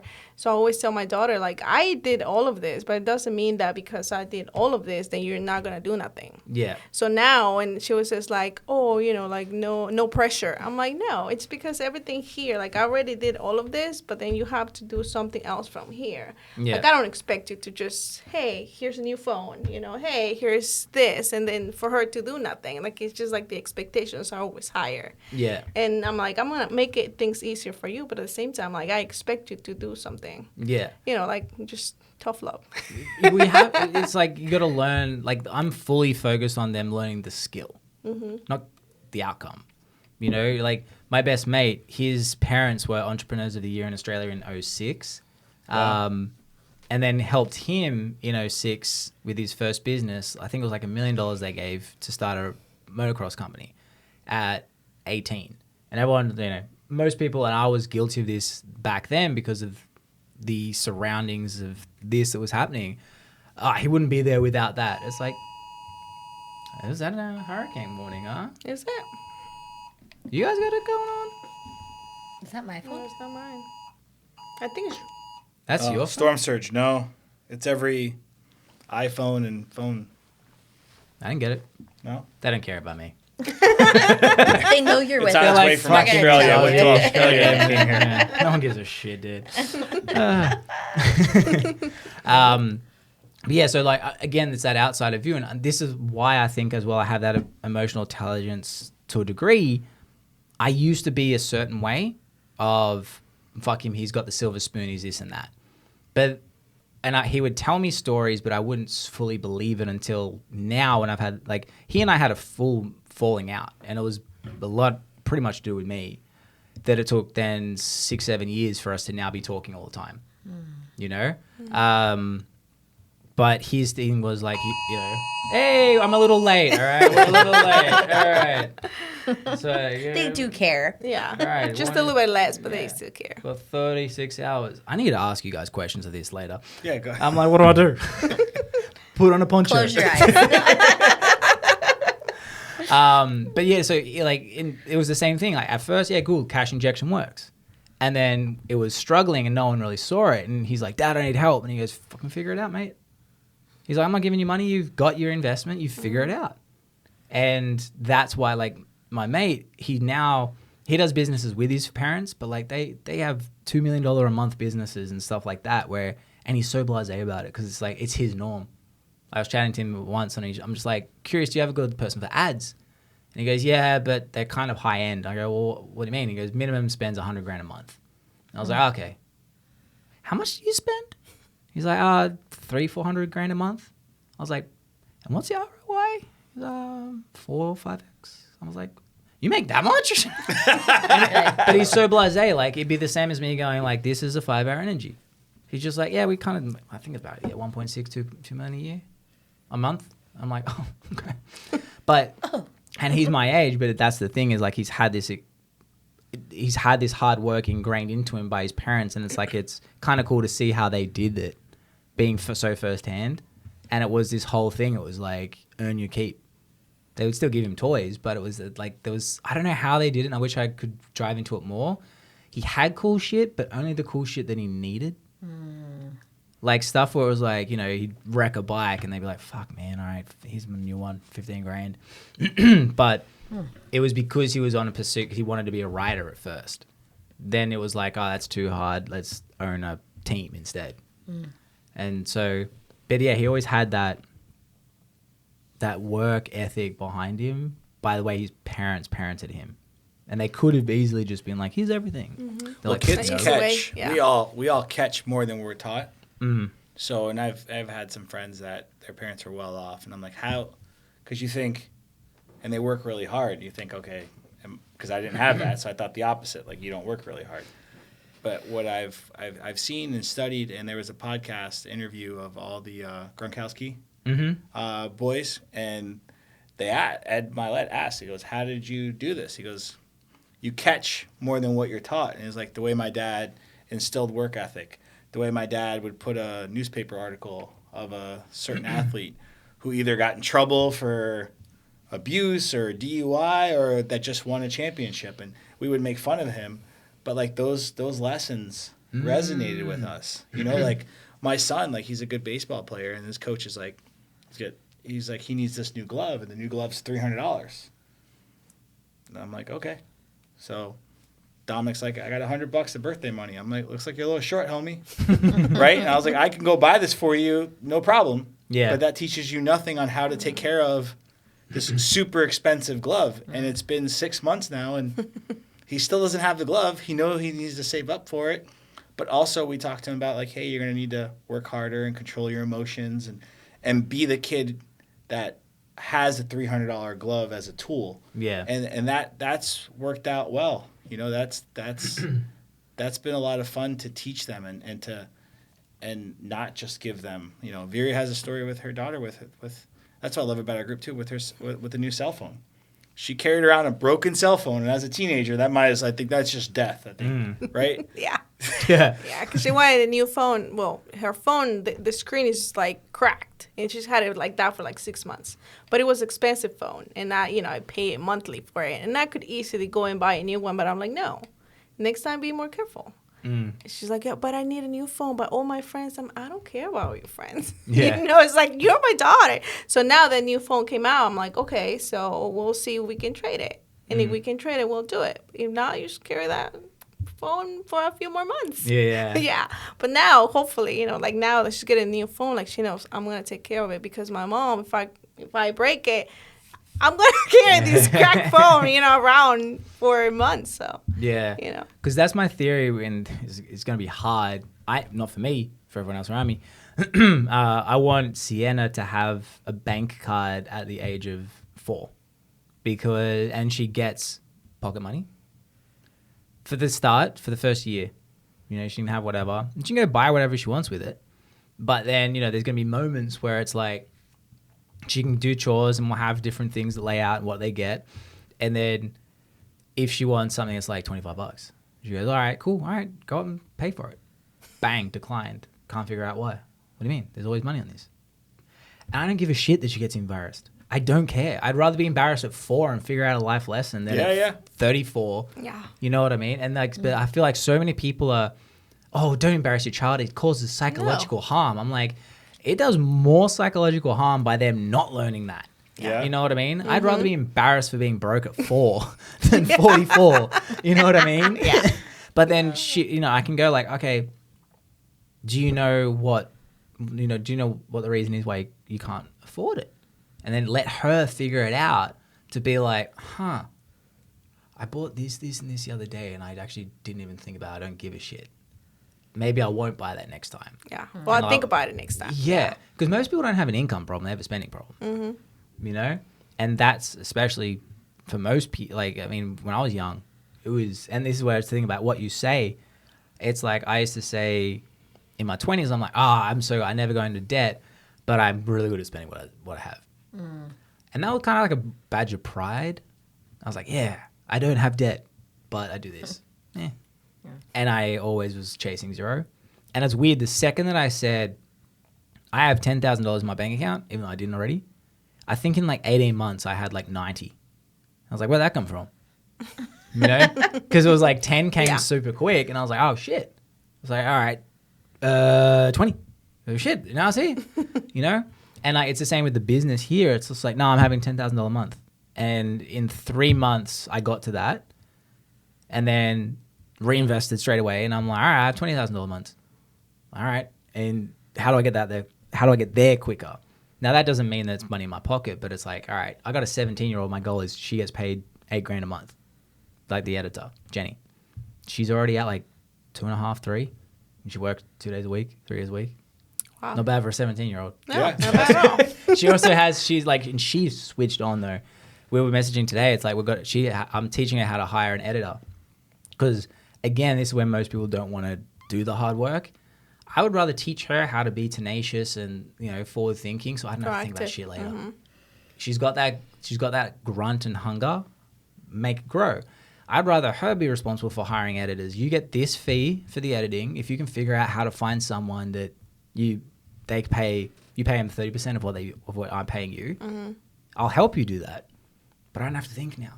I send it. You edit. You figure out what they've edited. Now I can figure out what you've edited and tweak it. But I don't have to worry about the hiring stages. Yeah. And she's hired someone. They were great. She doesn't like how they're not responding well. And because her and I'm like, the reason why I hired Jenny was straight away back, and then I sent her a test, and that was back 24 hours later. I'm like, all right, cool, we're gonna work. I basically silently fired a guy. Just didn't reply. Didn't message him because he wasn't messaging me. Like 2 days earlier, before I messaged her, and I said to her, I'm like, all right, just with this guy first, let's because we can't keep doing that method, otherwise we'll lose people really quick, and we need to scale. So I was like, let's start now testing morning meetings, and he's on. We find someone else too, and so she's getting trained, and I'm figuring out too. But it's cool to see her proactively learning as well. Because I'm just like, dude, I want you earning 6 figures before you're even 19. We've got like, what, I think just over 12 months. She's like, all right, cool. And it's just normal, you know? I wish someone had taught me that Yeah. at 18. Here we are. Yeah, but that's the thing. It's like, I'd rather teach people so I don't have to deal with it. Yeah. Whereas most people don't want to because they're like, oh, it's so hard. Every videographer I meet here, I had an editor once. I had to fix stuff. I'm like, no shit. You didn't train them. Like, Yeah. there was one video I did a full re-edit with Jenny. But then we sat down, we broke it down, and she's like, oh, I saw what you did here, here, and here. She's like, fuck, it makes sense. She's like, I'm like, yeah. I'm like, I didn't sleep till 2 a.m., but I don't care. Like, I'll still pay you what I was going to pay you, but here's what we learned. Yeah. And she had so much fun. She's like, it makes so much sense once you did it. You know? Yeah, I mean, that's similar to what we're trying to grow here. I mean, I know you can probably talk more on that, but just the way that Giovanni, because before I came into the mortgage industry, I've only been in this for about a little over 2 years now.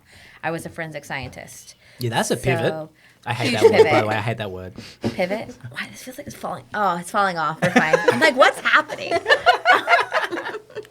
Am I flying away? Is that like code for stop talking? No. I was like, am I saying All gas, no brakes. Go, Alex. Oh, all right.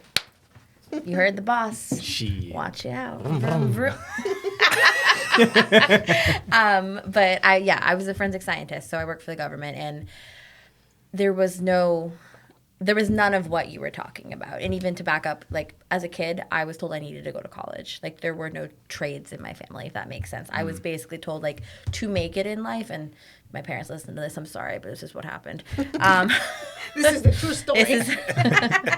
It was, that's how you make it, is by going to college and getting a degree, because Yeah. no one can take your education away from you. Which is what made sense for their generation. Yeah. And my dad never went to college. My mom has an associate's degree. So for me and my brother and I to go to college was a big thing, you know. And the reality was, as a 17-year-old, I didn't know what I wanted and what interests me. So I just like randomly picked something. And to be fair, I picked forensics, which people think is so cool. And I did look at that when I was in year 12, like final yeah. year. I was like, I mean, dead people, kind of cool. well, yeah. So I mean, I went and I got a degree in chemistry and a degree in forensics. So I was like, I don't know what to do, so I'll just get 2 degrees because I'm paying a lot of money to be here.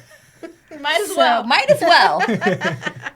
But all that to say, nobody tells you what debt looks like. And I know people are gonna be like, well, you signed student loans, and like as a 17-year-old whose parents are like, you're gonna be fine, you can repay it back. You know, that was the only advice I knew. You'll be fine. There's payment plans. Well, they don't tell you when you leave school with $90K in debt and you're making $45K a year with a state agency, you're literally setting yourself up for failure to begin with. Like you're Isn't it literally funny they won't give you a home loan for $100,000? right. But they'll let you. But they will give me Even $96,000. if you had probably a down payment, Yeah. they'd be like, your income doesn't work out. Right. No, it's true. know? It's so But we'll give you $90,000 with don't zero even have a down job. payment. Yeah. so ass Yeah. backwards, pardon my language. But you know what I mean? But all that to say, just what you're doing and how you're teaching people and giving them a hands-on experience, like that's something I do. I really wish that I had more guidance as a kid. Yeah. Because I would have made probably very different choices. Just, in general. Did what I did. I have student loans. Woohoo. Now I found my passion, what I really love. And so when Giovanni and I linked up finally, it was like a year of conversation before I left the forensic world to become his LOA, or loan officer assistant. But he's done he's done what you're doing for Jenny. He would sit me down. He would explain loan scenarios to me. He would literally teach me how to build a file from backwards to forwards. We'd start at the closing table and we would work our way to the sales interaction, and he'd let me listen to all of it. And I think that's why 2 years in, I'm able to do things that loan officers who have been in the industry 5 to 10 years can do, because of the time he took with me up front. So it's important. Because you got to think most people think in maybe a month or 2. They don't think in a decade, and that's the biggest. I don't know. That's what I think. It's like, I don't want to do certain things. I just want to do. Really, the end goal for me is just this, and the sales component. The ultimate thing would be just doing this, and then it pulls clients in, and I can outsource everything else because we taught people right. You know what I mean? If you really hone down the one thing you really want to do. Yeah. But most people don't do that because it's just like, oh, I had to work an extra 3 hours for free. I'm like, get over it. You're like, that 3 hours is propelling you forward. Yeah. It's getting you to the place you want to be at. Yeah. You know, and I think as well, like, especially in Australia, it's I've had that mentality my whole life where it was like, I mean, it freaked my parents out because they were the same. You know, go to school. Like, we went to private school, insane amount of money. And then it was go to university, then get a job. And as soon as I got out of uni, I was like, I don't want to do that. You know? I did one job interview in a suit, and I was like, what the fuck is this suit? You want me to wear a suit to a thing and then go sell freaking cans of Red Bull? Like, that doesn't make sense. Yeah. You know? Like, I'm going to wear wings. Yeah. So, my tutu. Somewhere Red Bull that way. Yeah. But it was funny because I got out of uni. I was like, I'm going to be an actor. Fuck. Dad must have been so happy. Yeah. But that was the thing that made me realize, I was like, I'm too impatient to just sit around and wait. Like, I started acting, did a couple of auditions. I was like, I hate waiting on hooks for someone that I'm seeking approval. So I learned how to film a little bit, then write, then it was whenever anything got too hard to figure out with other people first, I might learn it first and then build it and they will come. So then I started personal training by chance after bartending. And then like a year into that, I was like, I've always said I wanted to learn how to sing, but I don't have a good voice. And that was the same thing. I was like, you can learn it. You don't have to be great. There's so many different voices. So I started learning to sing at 25. And then wanted a band. Couldn't find a band because it's so fucking hard. So I was like, all right, maybe I'll start figure out something. Maybe I'll learn how to I produced my first song, $2,500. I was like, oof, that's not sustainable. Learn how to produce with my friend. Then learn everything else. And then, ended up selling out 3 shows before I was 30. You're a rock star? I didn't even know that. Yeah, it's kind of random. I rapped Some upside internet down. somewhere? I don't know. Can we get a little snippet? Yeah, maybe. We'll see. La, la, la, la. But the shows as well, it was like we had lights coming out of drums and stuff, and I timed them all. Like, I would spend 4 hours a song on the lighting alone to figure out the timings and how stuff would come up through them and time to the song. So I learned all of that. I had to learn a shitload of stuff. Yeah, but it was that thing of that's where I guess I learned. All right, figure it out. Mm-hmm. And, a lot of people will be like, man, just give up. But it was trying all these. And this is why I'm whenever you see there's this trend at the moment, just try everything when you're 20 and then you'll figure out by your 30. Huge advocate of that. Because I did that. And then it was when I came here, it was because I vlogged, because I shot videos, because I learned all that stuff. And then I realized there was a absence of that here. I was like, oh, cool. There's your niche. Yeah. And it was also then funny too with the people with my videos. You're going to hate hearing this, but I was charging a certain price point. My mate Jay, the one who has the successful motocross team that he closed down, he had a production company when he was here, and they're making $200 to $300 a month. And he goes, dude, you're charging them wrong and you're charging them on people. He goes, you're charging too cheap for starters, so people don't value it. And also, you're not going to put as much effort into it. He goes, you should be making at least blank. And I was like, huh. And it's weird. The second I increased the prices, more clients, and I put more effort into it, which brought more clients. And all those things tied up happened. And again, I was lucky that I don't have to worry about paying rent. But again, I don't piss all over that opportunity because I'm just I don't have to pay rent. Instead of me putting $2,500 a month into rent, put it into the podcast, the editing, this, that, reinvest it so that I can find it. Whereas most people will be like, wee! Vacation. Yeah, pretty much. So it is that thing of just trying shit, But I really bummed out my parents, especially my mom. She was like, but he was going to be such a good guy in business. I'm like, I'll do it. You are. You're an entrepreneur. Yeah, I was going to say. Yeah. It took time. There. It took time. But it's always that thing of when you're failing and figuring it out, people freak out. Yeah. And now it's when they visited 2 months ago, that was one of our first phone calls. And I had 3 phone calls in 1 week. And I'm like, this is going to be, that was when it turned. And so they're hearing me on calls talking about, oh yeah, couple of grand a month, blah, blah, blah. They're like, wow, he's doing really well. I'm like, yeah, it just changed. Yeah. Welcome. 3 months recently. 3-4 months of hard work is now flipping up. But if they came a month before, we were having that blow up moment as a family where it's just when do you give up? I'm like, I'm 4 months in, dude. Yeah. It's I get it that there's 3-4 grand a month going out. but it was like that tiny bit just before the calm, before the storm. Yeah. Well, the best bet is always on yourself, right? Yeah. I mean, and what we're doing is we've done the same thing. I'm reinvesting everything back into the business to help grow while everyone else is scaling back and cutting. We're quadrupling down. Yep. And there's no way we'd be as good as what you're doing. So I'd rather just pay you to do that. Let us do what we're really good at and grow. Exactly. And then also, like you brought this up, you know, and this is a big misnomer. You know, the realtors, the 3%. If you have a really good agent, then it's worth its weight in gold. Just the same way as you know, you have someone that can do your content and it's worth its weight in gold. Like the value you're giving us has to be 5 times what we pay for it, right? Yeah. Same thing with us when clients trust us.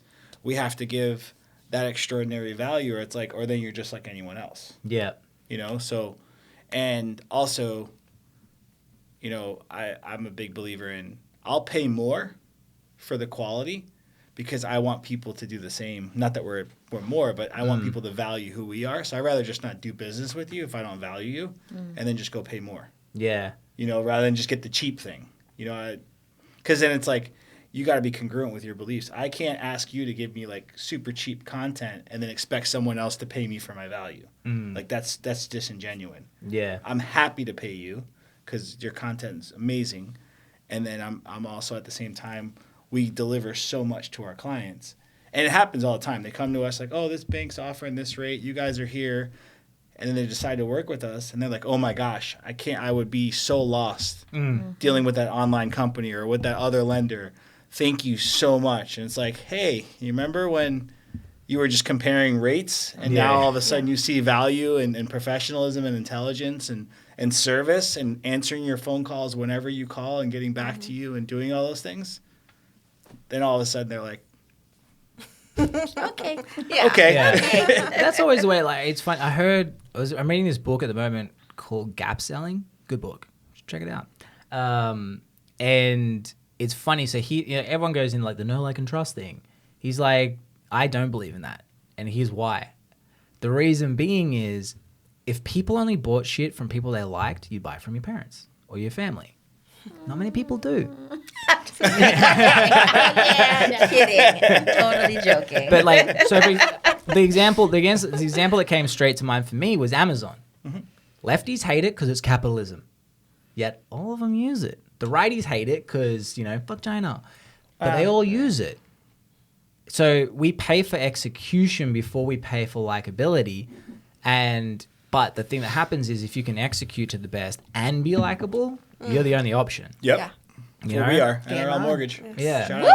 Woo! I think, yep, there it is.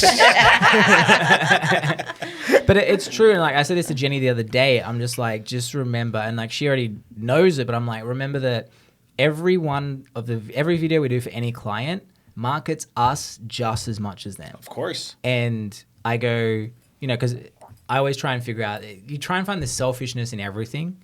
And obviously, if something's going to benefit thyself, you're going to put more effort into it. And I've started something as of now, like a checklist. It's, am I proud to put this out? And so she has to tick it off, and I have to tick it off. Now, that's something to start practicing for scaling, so that if I've got someone who I don't even have to check it, and then they've ticked that off, and then I somehow find it, I'm like, what the fuck? You're proud of this shit? You know what I mean? You know what I mean? To like figure out, like, what's wrong with you? Yeah, well, and that's the thing is, like, if you're proud of this, then I don't think you can work here because that's terrible. Right. And so it gives you that, I guess, that emotional click where it's just like, yeah, I don't want people that aren't proud of the stuff they're putting out for our clients, because means you're proud to show that we're shit. You know what I mean? And that's the fun thing is too, is like, it's like, how I look forward to when I get messages from you, messages from Blake, messages from Sean going, dude, like Blake messaged me the other day going, man, my wife laughed at these and she doesn't laugh at me. You know? Poor guy. But that's the stuff I go for. It's like, all right, I need to see what the response is from you. And, you know, I can guarantee that everyone else will be like, well, where does this come from? You know what I mean? Yeah. And I'm seeing it in the content because, like, again, you know, we're getting a lot of good feedback in our content, and people are reaching out, and, you know, I get people say, hey, next time you do a video about this, send it to me, like, share it with me. Or like when, oh, do you already make a video about this? And if you do, just make sure that you send me a copy. I'm like, okay, I'll send it to you. And the same thing about, like, the content is so good that people ask, who's doing your content? Yeah. So it Giovanni serves said both purposes, which is like we're getting compliments on the content, people like it, we get engagement. At the same time, it's like, who's doing your content? You know, because I love it. So I think it serves, you know, the purpose of that as well. Yeah. It's also too, it's funny, like when you charge what you charge, it also makes me freak out. Like, oh God, I have to give them X value. You know what I mean? Like I used to be of that mentality of like, oh, let's figure out, like, push it down. But it's true, like, you stop giving a shit because you're like, they're only paying this much. Yeah. But when it's like, you know, I break it down per video, I'm like, they're paying this much, it has to be this much value. And so it's funny how much premium drives you to make sure, because you freak out.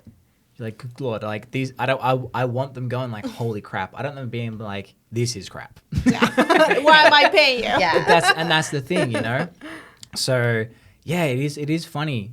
Like some of those little bits of advice that I never realized that was, and I'm seeing that with a lot of people locally, like videographer wise. They go, oh, well, this guy charges that. And I go, do you like his content? No. Or do you like her That's a content? great question. Yeah. Or my favorite one is like, oh, that's a bit expensive. I go, if it was cheap, you think it'd be good? Right. I feel like, it's like, can you do this yourself? You know? No? Okay. Yeah. If the answer is no, then just pay up. Yeah. Yeah. It's like, Yeah, when there's no value, then you just look at price. Yeah. You know, and then we reverse engineered that too. Like, I'm investing in Alex and Viri, and we have 2 other team members, but they're on the other coast, so we got to figure out how we're going to do that. Flying But boat.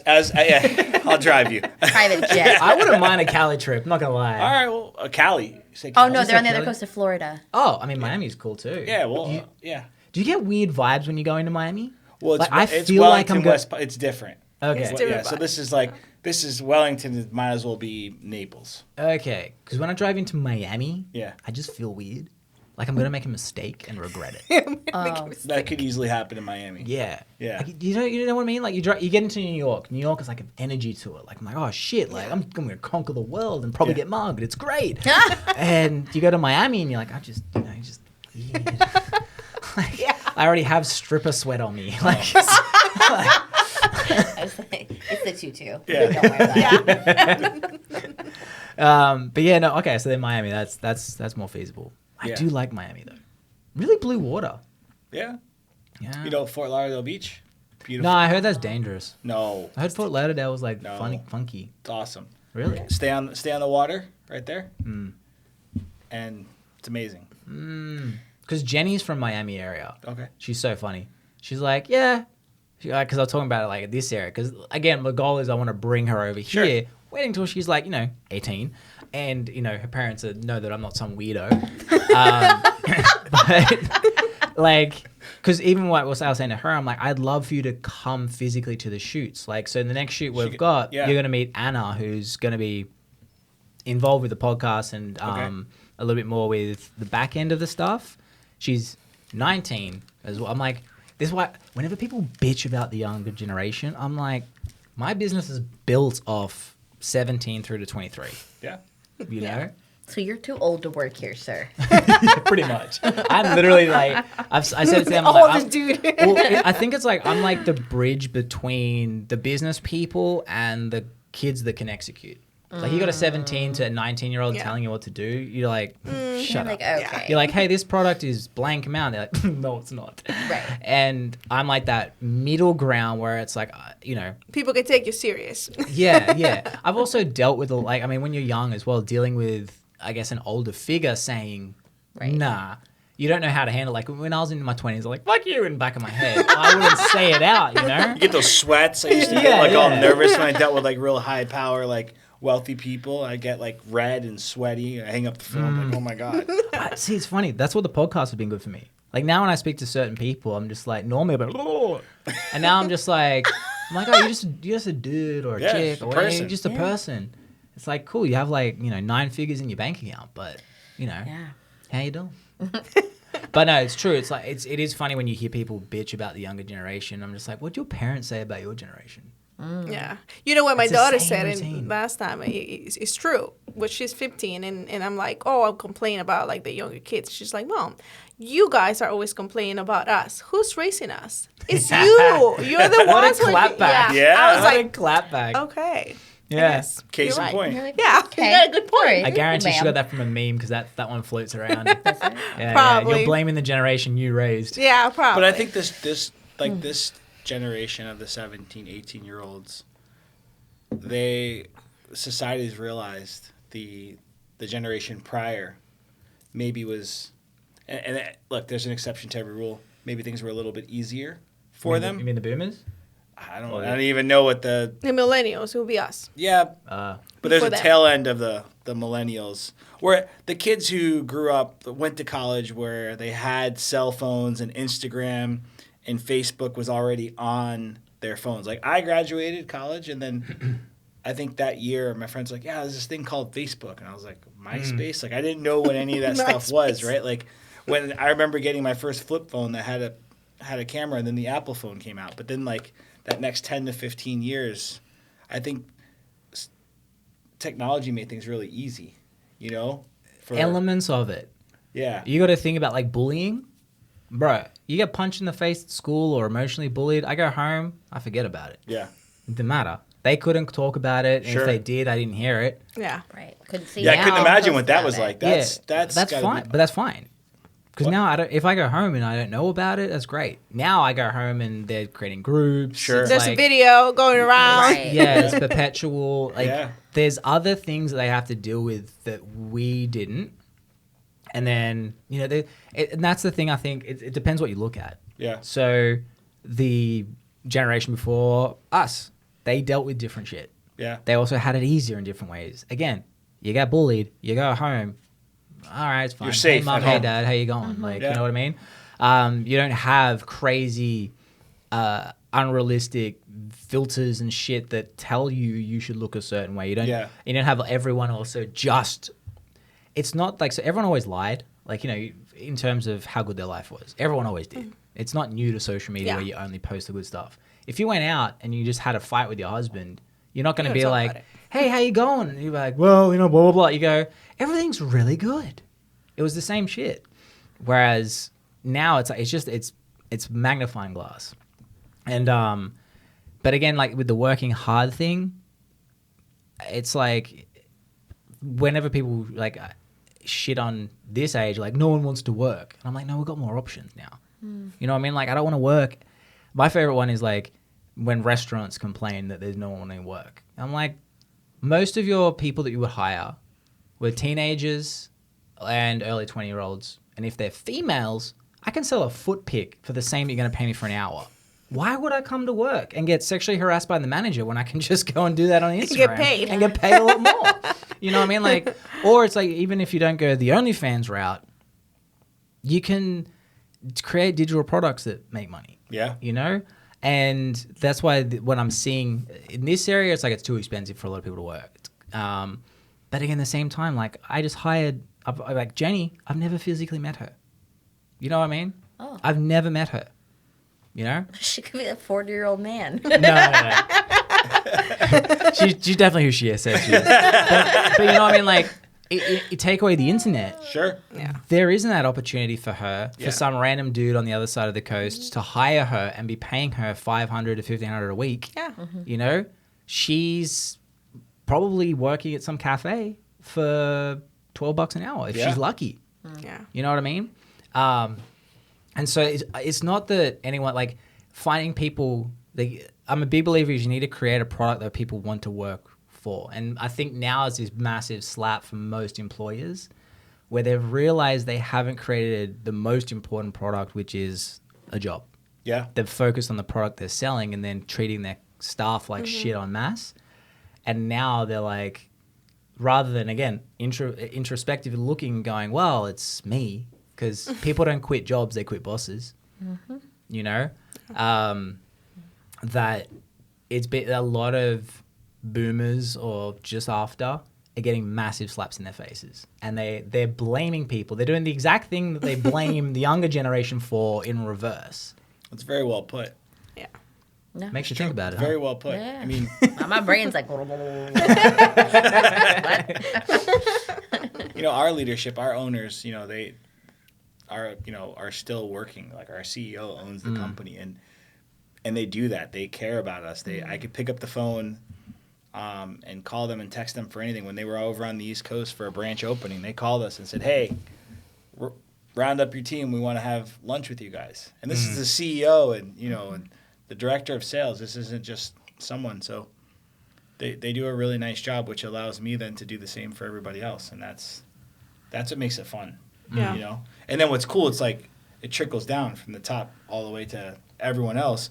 Everyone else is kind and cool and treats everyone well, because if someone's off, it's like, hey, we don't act like that here. Yeah. We don't treat people that way. You know, we build people up. Yeah. And then if someone doesn't belong, you could quickly tell, like, hey, you don't fit. It's not me, it's you. Yeah. Yeah. That works a lot pretty well. But that was the biggest thing we helped with the pest control because I got more involved in a lot of things instead of, because that's when I first moved here, the in-laws was, are you surprised it's already been an hour and 50 minutes? No, I just hit my jangles and they jingled and I was like, oh. Yeah, then I thought that's where I went. Yeah, sorry. I left the table for a second. I'm back. Hello. But no, that's a big thing I said, and it's a slap in the face. I'm like, you know that they act a certain way because of you guys. No, I don't. Yeah. They don't do. We shouldn't have to parent them. And I'm like, we're parenting you guys. You know, we're all babies. We're all babies. Yeah. Yeah. Do you get parented? Do I get parented? Alex! Alex!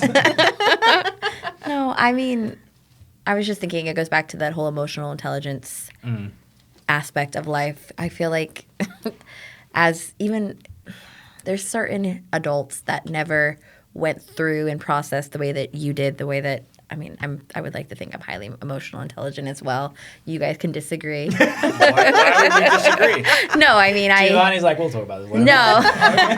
No, Of course you are. But it never ends either. Like, you know, you never, Right. you never reach like, oh, No. I'm never going to not learn any more But about you myself or others. also if you never start, then you never get anywhere. Yeah. And you keep repeating the same patterns that don't work. And so it just makes me laugh. But yes, I do still get parented by my bossé. Alex! Alex! You definitely need to, though. And it's like, you know, it is funny how every time you think you got something figured out, you're like, oh, shit, I was wrong. No. Yeah. Or like, yeah, exactly. Or you learn something new about yourself. Like, ooh, that's a trigger that's still in there. Yeah, Ooh, that was exactly. gross. Yeah. Didn't like that reaction of my, you know. And I think you're constantly learning because, you know, when you are aware of your emotions, since I like to think that I'm, you know, most of the time, I'm really good about it. Like, you realize a lot of things are not even personal. Like, you know, when, especially like in the industry that we are, where there's just so much emotion and so much going on, and we deal with so many people, and some people, they just have like some shit, you know, like they're just dealing with, and they just take it out, and their transaction, you know, and you got to realize, like, first of all, okay, what's going on right now? You know, like you kind of take a step back and you're like, okay, wait a minute. What's going on right now? What are we doing now? Okay, we're trying to close a loan. Okay, perfect. Is it okay that this person is so upset at me for something that I have no control over? No. Okay. So then should I be upset? No, it's not personal. And you kind of like, you know, just go with it. And I think that when you learn like you learn that in business and in your personal life, it's like it makes a big difference, because sometimes even like, you know, I might come in the office and have a bad day, and maybe I say something to Alex in a way that I didn't even mean it.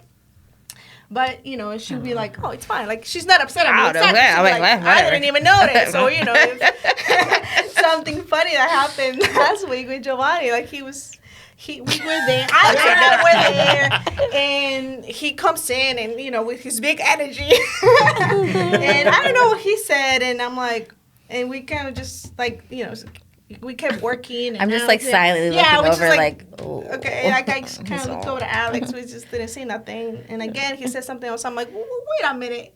Your energy's off today. What's going on? It's like, because no, it's not. True. I was like, yes, it is, Yes, sir. it is. Yes. Now that right there, yeah. You okay? Anybody need a cuddle? Yeah, they need a hug. I say that sometimes. Something that we You need gotta to flap work your wings, on. mate. Yeah. No, now I'm I just didn't gonna start flap, flapping at you. Flap with it. But we're just so like aware of, you know, our emotions and like how we are. Like if he says something, I'm like, I just kept working. It's not personal. I know he's not upset at me. Or if Alex, you know, whatever it is, I'm Yeah. like, Whenever just I mean, working. I'm always in like, I'm really sorry that wasn't directed at you. I'm just really frustrated right now in the same tone that I just spoke to them in. It's really effective, you know? It works. Stace does that all the time. Yeah. She'll just start yelling. I'm like, what? She's not you. I'm like, Right. okay. Yeah, exactly. Like, I'm not mad at you. I'm just mad. Ah. okay. Or like, I'll just ask, like, if he's in a mood or something, and I'm like, "Are you I'm not upset?" the only one that's in moods. You guys are in moods too. You are pretty sometimes. moody. What? We're just okay. We're triggering him right now. Yeah. It's like, no. I wasn't saying that you're the only one in a mood. I was no, just I'm just saying. teasing you. Okay, good. I'm like, did I offend you? I apologize. A little bit. You did I not was offend me just at all. saying. Good. I was just saying that, like, I'll even just ask straight up. I'm like, "Are you upset at me?" You know, or like, "Did I do something?" And he's like, "It's not you." I'm like, "Okay, that's all I need to know." Like, All right. You're like, all right. I'm out. yeah. I'm like, "Okay." And then so or he'll be like, we'll talk about it later, and like then we'll discuss it, and then we move on. It's never like a. That's why their culture here is awesome because like literally I can just say what I need to say, and he'll say it back, and then I'm like, I know where his heart is, I know where Viri's heart is, and it's never ill or malicious, like because I know who they are as people. So even when we're having hard conversations, I don't take it personally. Like, oh my gosh, they hate me. Like they're never gonna talk to me again. They think I suck at my job. Like it never goes down that route because we all know exactly who each other are and where we stand, and we're able to have those hard conversations and then literally move on. Yeah. And then there's no We like just laugh about gossiping or like literally we just told the story of Giovanni, like both staring at each other like, And the bruh. truth it is, I was like, Viri, I'm just fasting till noon, so I'm really hungry right now. See, That that's makes always sense. the thing. I'm like, did you drink your water? Did you Do eat? you eat All the something? things important. Yeah. I forgot to eat till like 3 p.m. today. I was like, I probably should eat before I get on this podcast. Thank you. Because I would have been like, are you okay? Do you need You're water? anxious all today. Yeah. Like, I look a bit malnourished. I know. It looks unwell. No, America does that. I forget to eat here. Yeah? Yeah. Why? Yeah. Do they shut down like in He does in- yell all the time, doesn't he? Why? Why? Tell me. Very Eat your food. concerned about you. Do you? Why you no eat? You're making me hungry looking He's at like, you. come get pasta. Yeah, you gotta eat. No, in Italy, things shut down at noon. Like, they shut down for 2 hours. Like, Yeah. From where I'm, does that happen in Australia or no? Nah, it's. I think it's to do with like. I mean, yeah. No, we just love our holidays. Like, you know, so every employer has to, once you're full time, it's 4 years annual leave after the first year. Sorry, 4 years. Wow, 4 weeks. I was like, I'm moving. Goodbye. Goodbye. No, 4 weeks annual leave per year, and it's actually accumulated. Oh my gosh. Oh. So, you So can take my- 6 months off at one point. Yeah, if you want. So there's multiple. So there's multiple benefits. So my sister has 4 weeks annual leave a year, plus 2 weeks sick leave, plus 5 days a week of emotional moments. Wow. Tiana, I think that one's a bit of a pussy thing, but the other two are kind of, you know, they're good. So basically, she gets 7 weeks a year, and she's in like a high-paying business development position. So there's that. Once you're with someone for 10 years, you then also get long service leave. So you can't take that until you leave. So say, for example, you're with a business for 20 years. You've accrued 10 months of annual long service leave. And then say if you haven't taken any days off 10 years as well, you've now got 20 months of paid leave. Wow. Yeah. Yeah, it's pretty neat. Yeah. Not in America. But see, it doesn't work for me. Yeah, see, it doesn't work for me because I'm not I've never had the employee mentality, so it's never benefited me. Yeah. So it's so foreign. It's like, all right, how do I make money to do blank? Which Yeah. is kind of, again, I think that is kind of a bit of a blessing because moving here, I don't have those luxuries. Right. You know? And so, but it doesn't matter because I'm so used to that and I love work that even if I was to take, like, Stacey and I used to travel up north all the time each weekend during summer. Because the thing about Australia is you travel an hour and a half out of Sydney. You go from city to just better than Hawaii. like remote Hawaii, basically. Like people would see videos and they're like, where is that? I'm like, an hour and a half out. But even then, I'd be filming, creating a vlog. So I'd be working. And so that's been like a bit, I guess, the rude shock for Stace getting here. She's like, you never stop working. I'm like, I didn't back home. Just, we went to cool places in the meantime. And did it. You know? I'm like, don't you remember me being up till 3 a.m. in the morning editing a video after we went away and you complaining I'm not to bed? You know? That was me working. Yeah, that was me working doing that. And so I think that's been my blessing for here, at least, where it's like, I love work. But also it's my thing. I need ownership. If I don't have ownership, I'm not as passionate. Yeah. If that makes sense. Too. Yeah. So, and I think that's maybe back to the emotional intelligence thing. It's like I want to figure out ways to put that into my staff and future staff. And even with the mentoring of the pest control, it's like you need to give ownership to the staff. Even if they're earning whatever they are an hour, how can you give a bit of ownership? Because so they invested in the business. Yeah. Mm-hmm. Yeah. And the funny thing is, even people on hourly wages want KPIs. I hate hourly wages as a person. That's my thing. But everyone wants KPIs because they want to have at least something to see, like, oh, I'm progressing.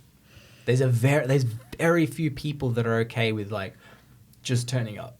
There are very few people, you know? And, like, that's what we've noticed with having KPIs. Even people who are sort of like, man, whatever, with certain sections of the pest control, the ones that had KPIs are kicking goals left, right, and center because they're hungry for that. But now what I always foresaw, which is now one of the other ones in a different department of the pest control is like, hey, does Blake know what the stats were for last year for this? Just interested. Couldn't give a shit last year. But now. Now I'm a little bit interested. And it's like, it's me seeing as things unravel the things I already believed about human nature. You know, like a common thing is that I get from the managers there is like, how do I get everyone to care? And I'm like, you don't. You get the ones, you build a system that incentivizes one of the head sales guys there. He's always messaging me. He's like, I got another one. Got another one. So, you know, you're going to have your select few that are going to crush it. They're hungry. They're going to like bite those carrots in front of them the whole time. But you elevate them so much while still elevating the other ones because you still need worker bees. I hate people that want everyone to be high performers. If everyone was high performers, you'd have no employees. Problem. But what happens is it's like, cool, say there's 10. If 2 are like hungry, then 1 does, like, say 3 do like 5% better. That's a lot. It's a lot. And then 1 will get a little bit hungrier and then it will slowly become this positive thing. Yeah, because it's contagious. Yeah, but it takes time, and people don't want to take time. You know, this year I think that pest control will be up. Their record year, they'll break it by at least 100 to 200%. Wow. You know, in the first year.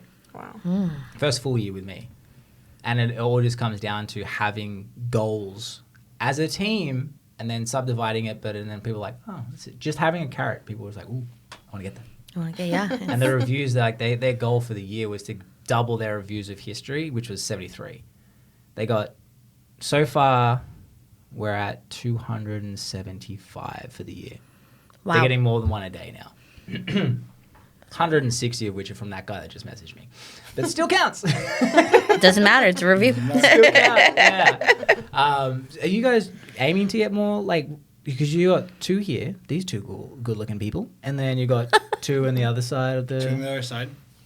I want to grow this as truly as big as God wants me to grow it, and we are building something that's uniquely different, very in line with what you've been describing as from a business perspective. It's where everyone feels part of something, everyone is able to be themselves authentically, and then we do build each other up, and we challenge one another.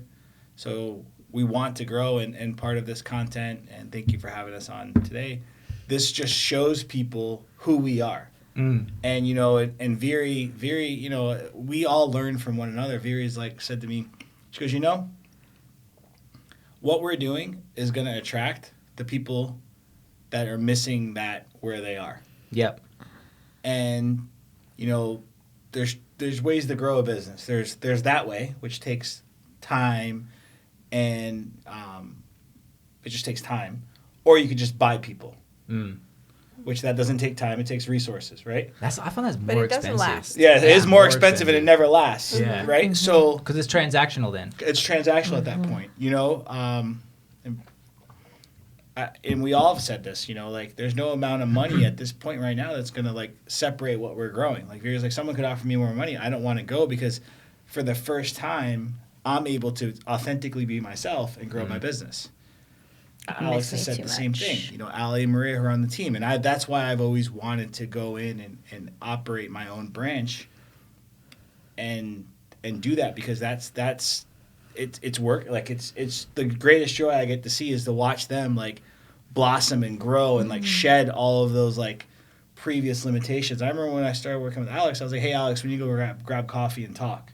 She's like, "Oh my God, am I getting fired? Am I in trouble?" I'm like, "No, we need to grab coffee and talk." And she's like, "You don't understand. It was like Working for the government, my previous job, the moment someone said, and I could have been like unhappy with something, but it's like, I'm not going to berate you. I was like, we just need to talk about what happened to different expectation. And you know, and Viri, same thing. Like, we just need to sit and talk. Or like when Ali and Maria, I'm like, hey, I need to talk to you about something. And it's amazing to me that people are so, oh my gosh, like, but they do. They know that we all stand with one another every single day. Yeah. There's so much clarity and transparency, and I share with them what's going on with me personally at work, and it's one of the coolest things that I've been part of, and I'm excited to watch it grow. The table's going to need to be a lot bigger.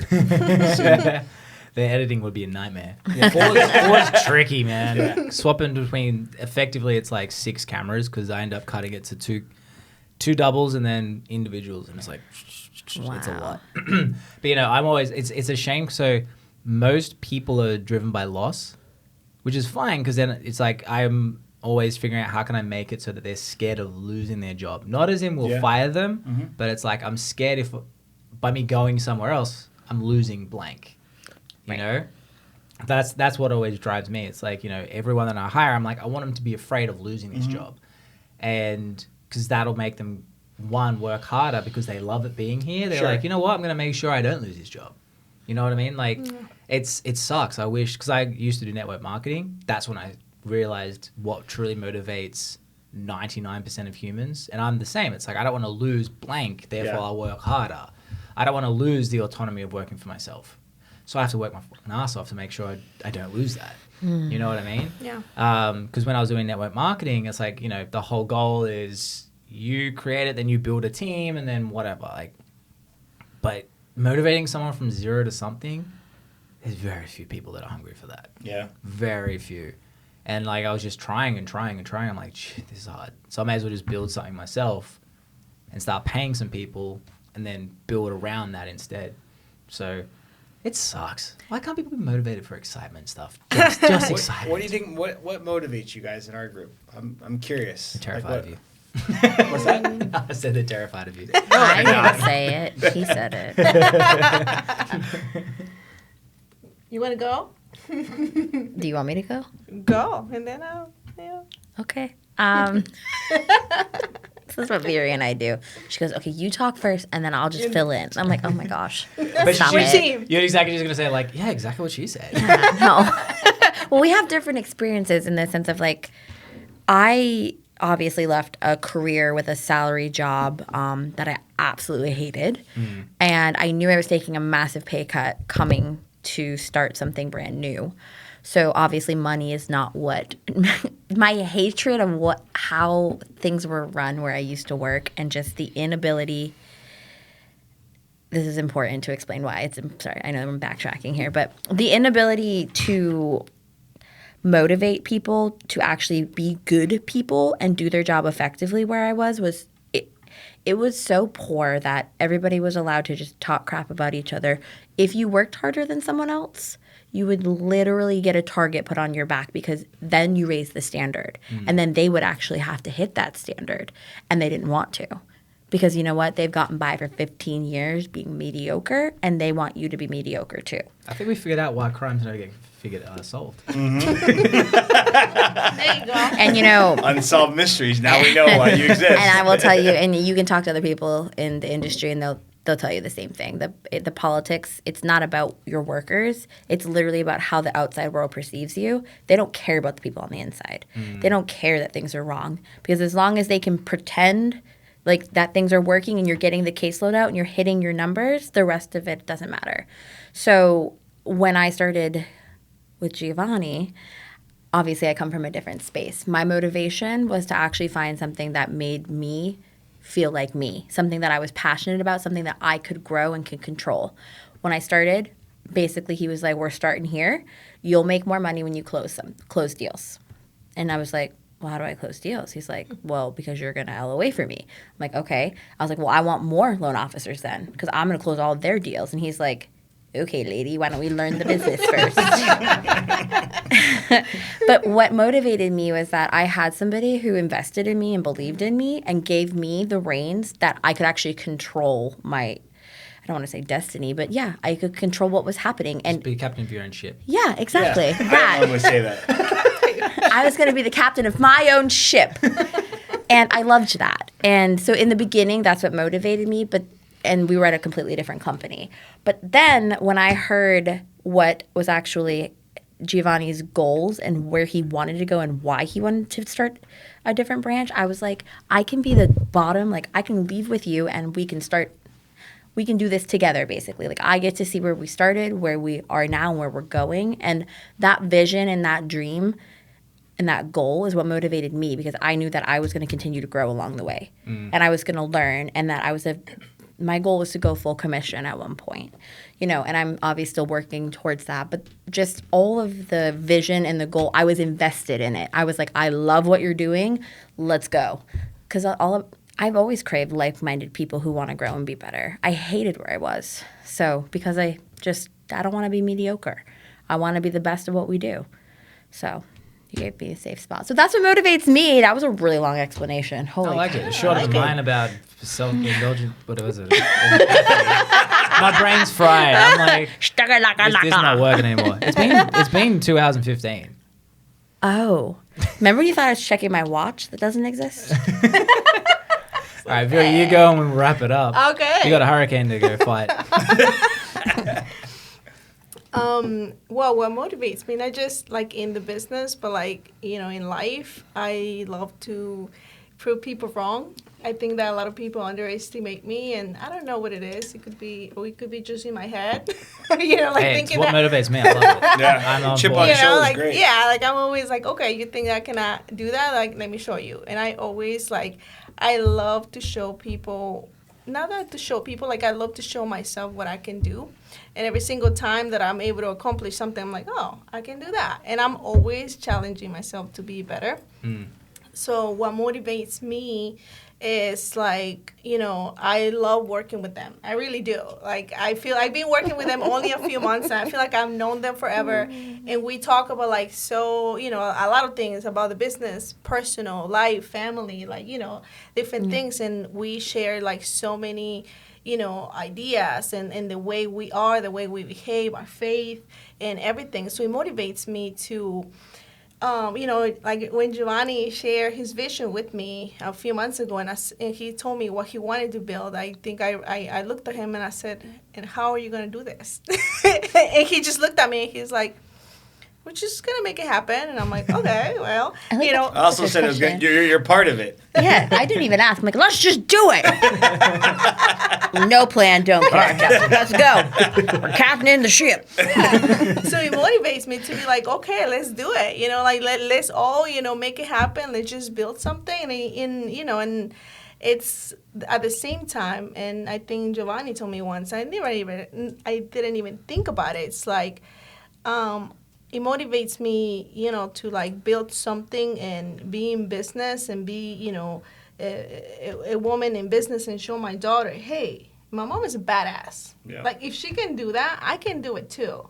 And at the same time, I feel like, and I didn't notice before where I see that I motivate people. I motivate other women, you know, like moms, and they see me and they're like, a lot of them a lot of people that know me didn't even know I have a daughter, you know, a single parent. And now they're like, oh my gosh, and you do all of that? And like, you know, you don't even like complain, you don't even flinch. I'm like, I just do it. So it motivates me to keep doing, to keep growing, to keep doing better, to like motivate other women, other people to do it, and be like, if she was able to do it, if she's an immigrant and came to this country with nothing and look what she's building, then I can do it too. So Get him, Viri. Hey. All right, we'll end it on that one. And so, guys, I'm gonna put all your links in the bio anyway, so you don't have to read them out because it will be a while. Wow, 2 hours and 15 minutes, guys. Wow. We did it. Thank you. Yeah. So, guys, if you're new to this, make sure to subscribe. There's lots of interesting people in the area. This is one group, just one group. We're the most interesting, though. Yes, the most interesting group. You're the first 4-person podcast we've done. No, there you go. First Mine- foursome. Yeah, first foursome. No, actually not. But the technically it was the, what do you call it? The one in Mercado when I was in a tutu. Oh, okay. I also wasn't talking about the podcast before. Anyway, side note, guys, make sure to subscribe. Bye.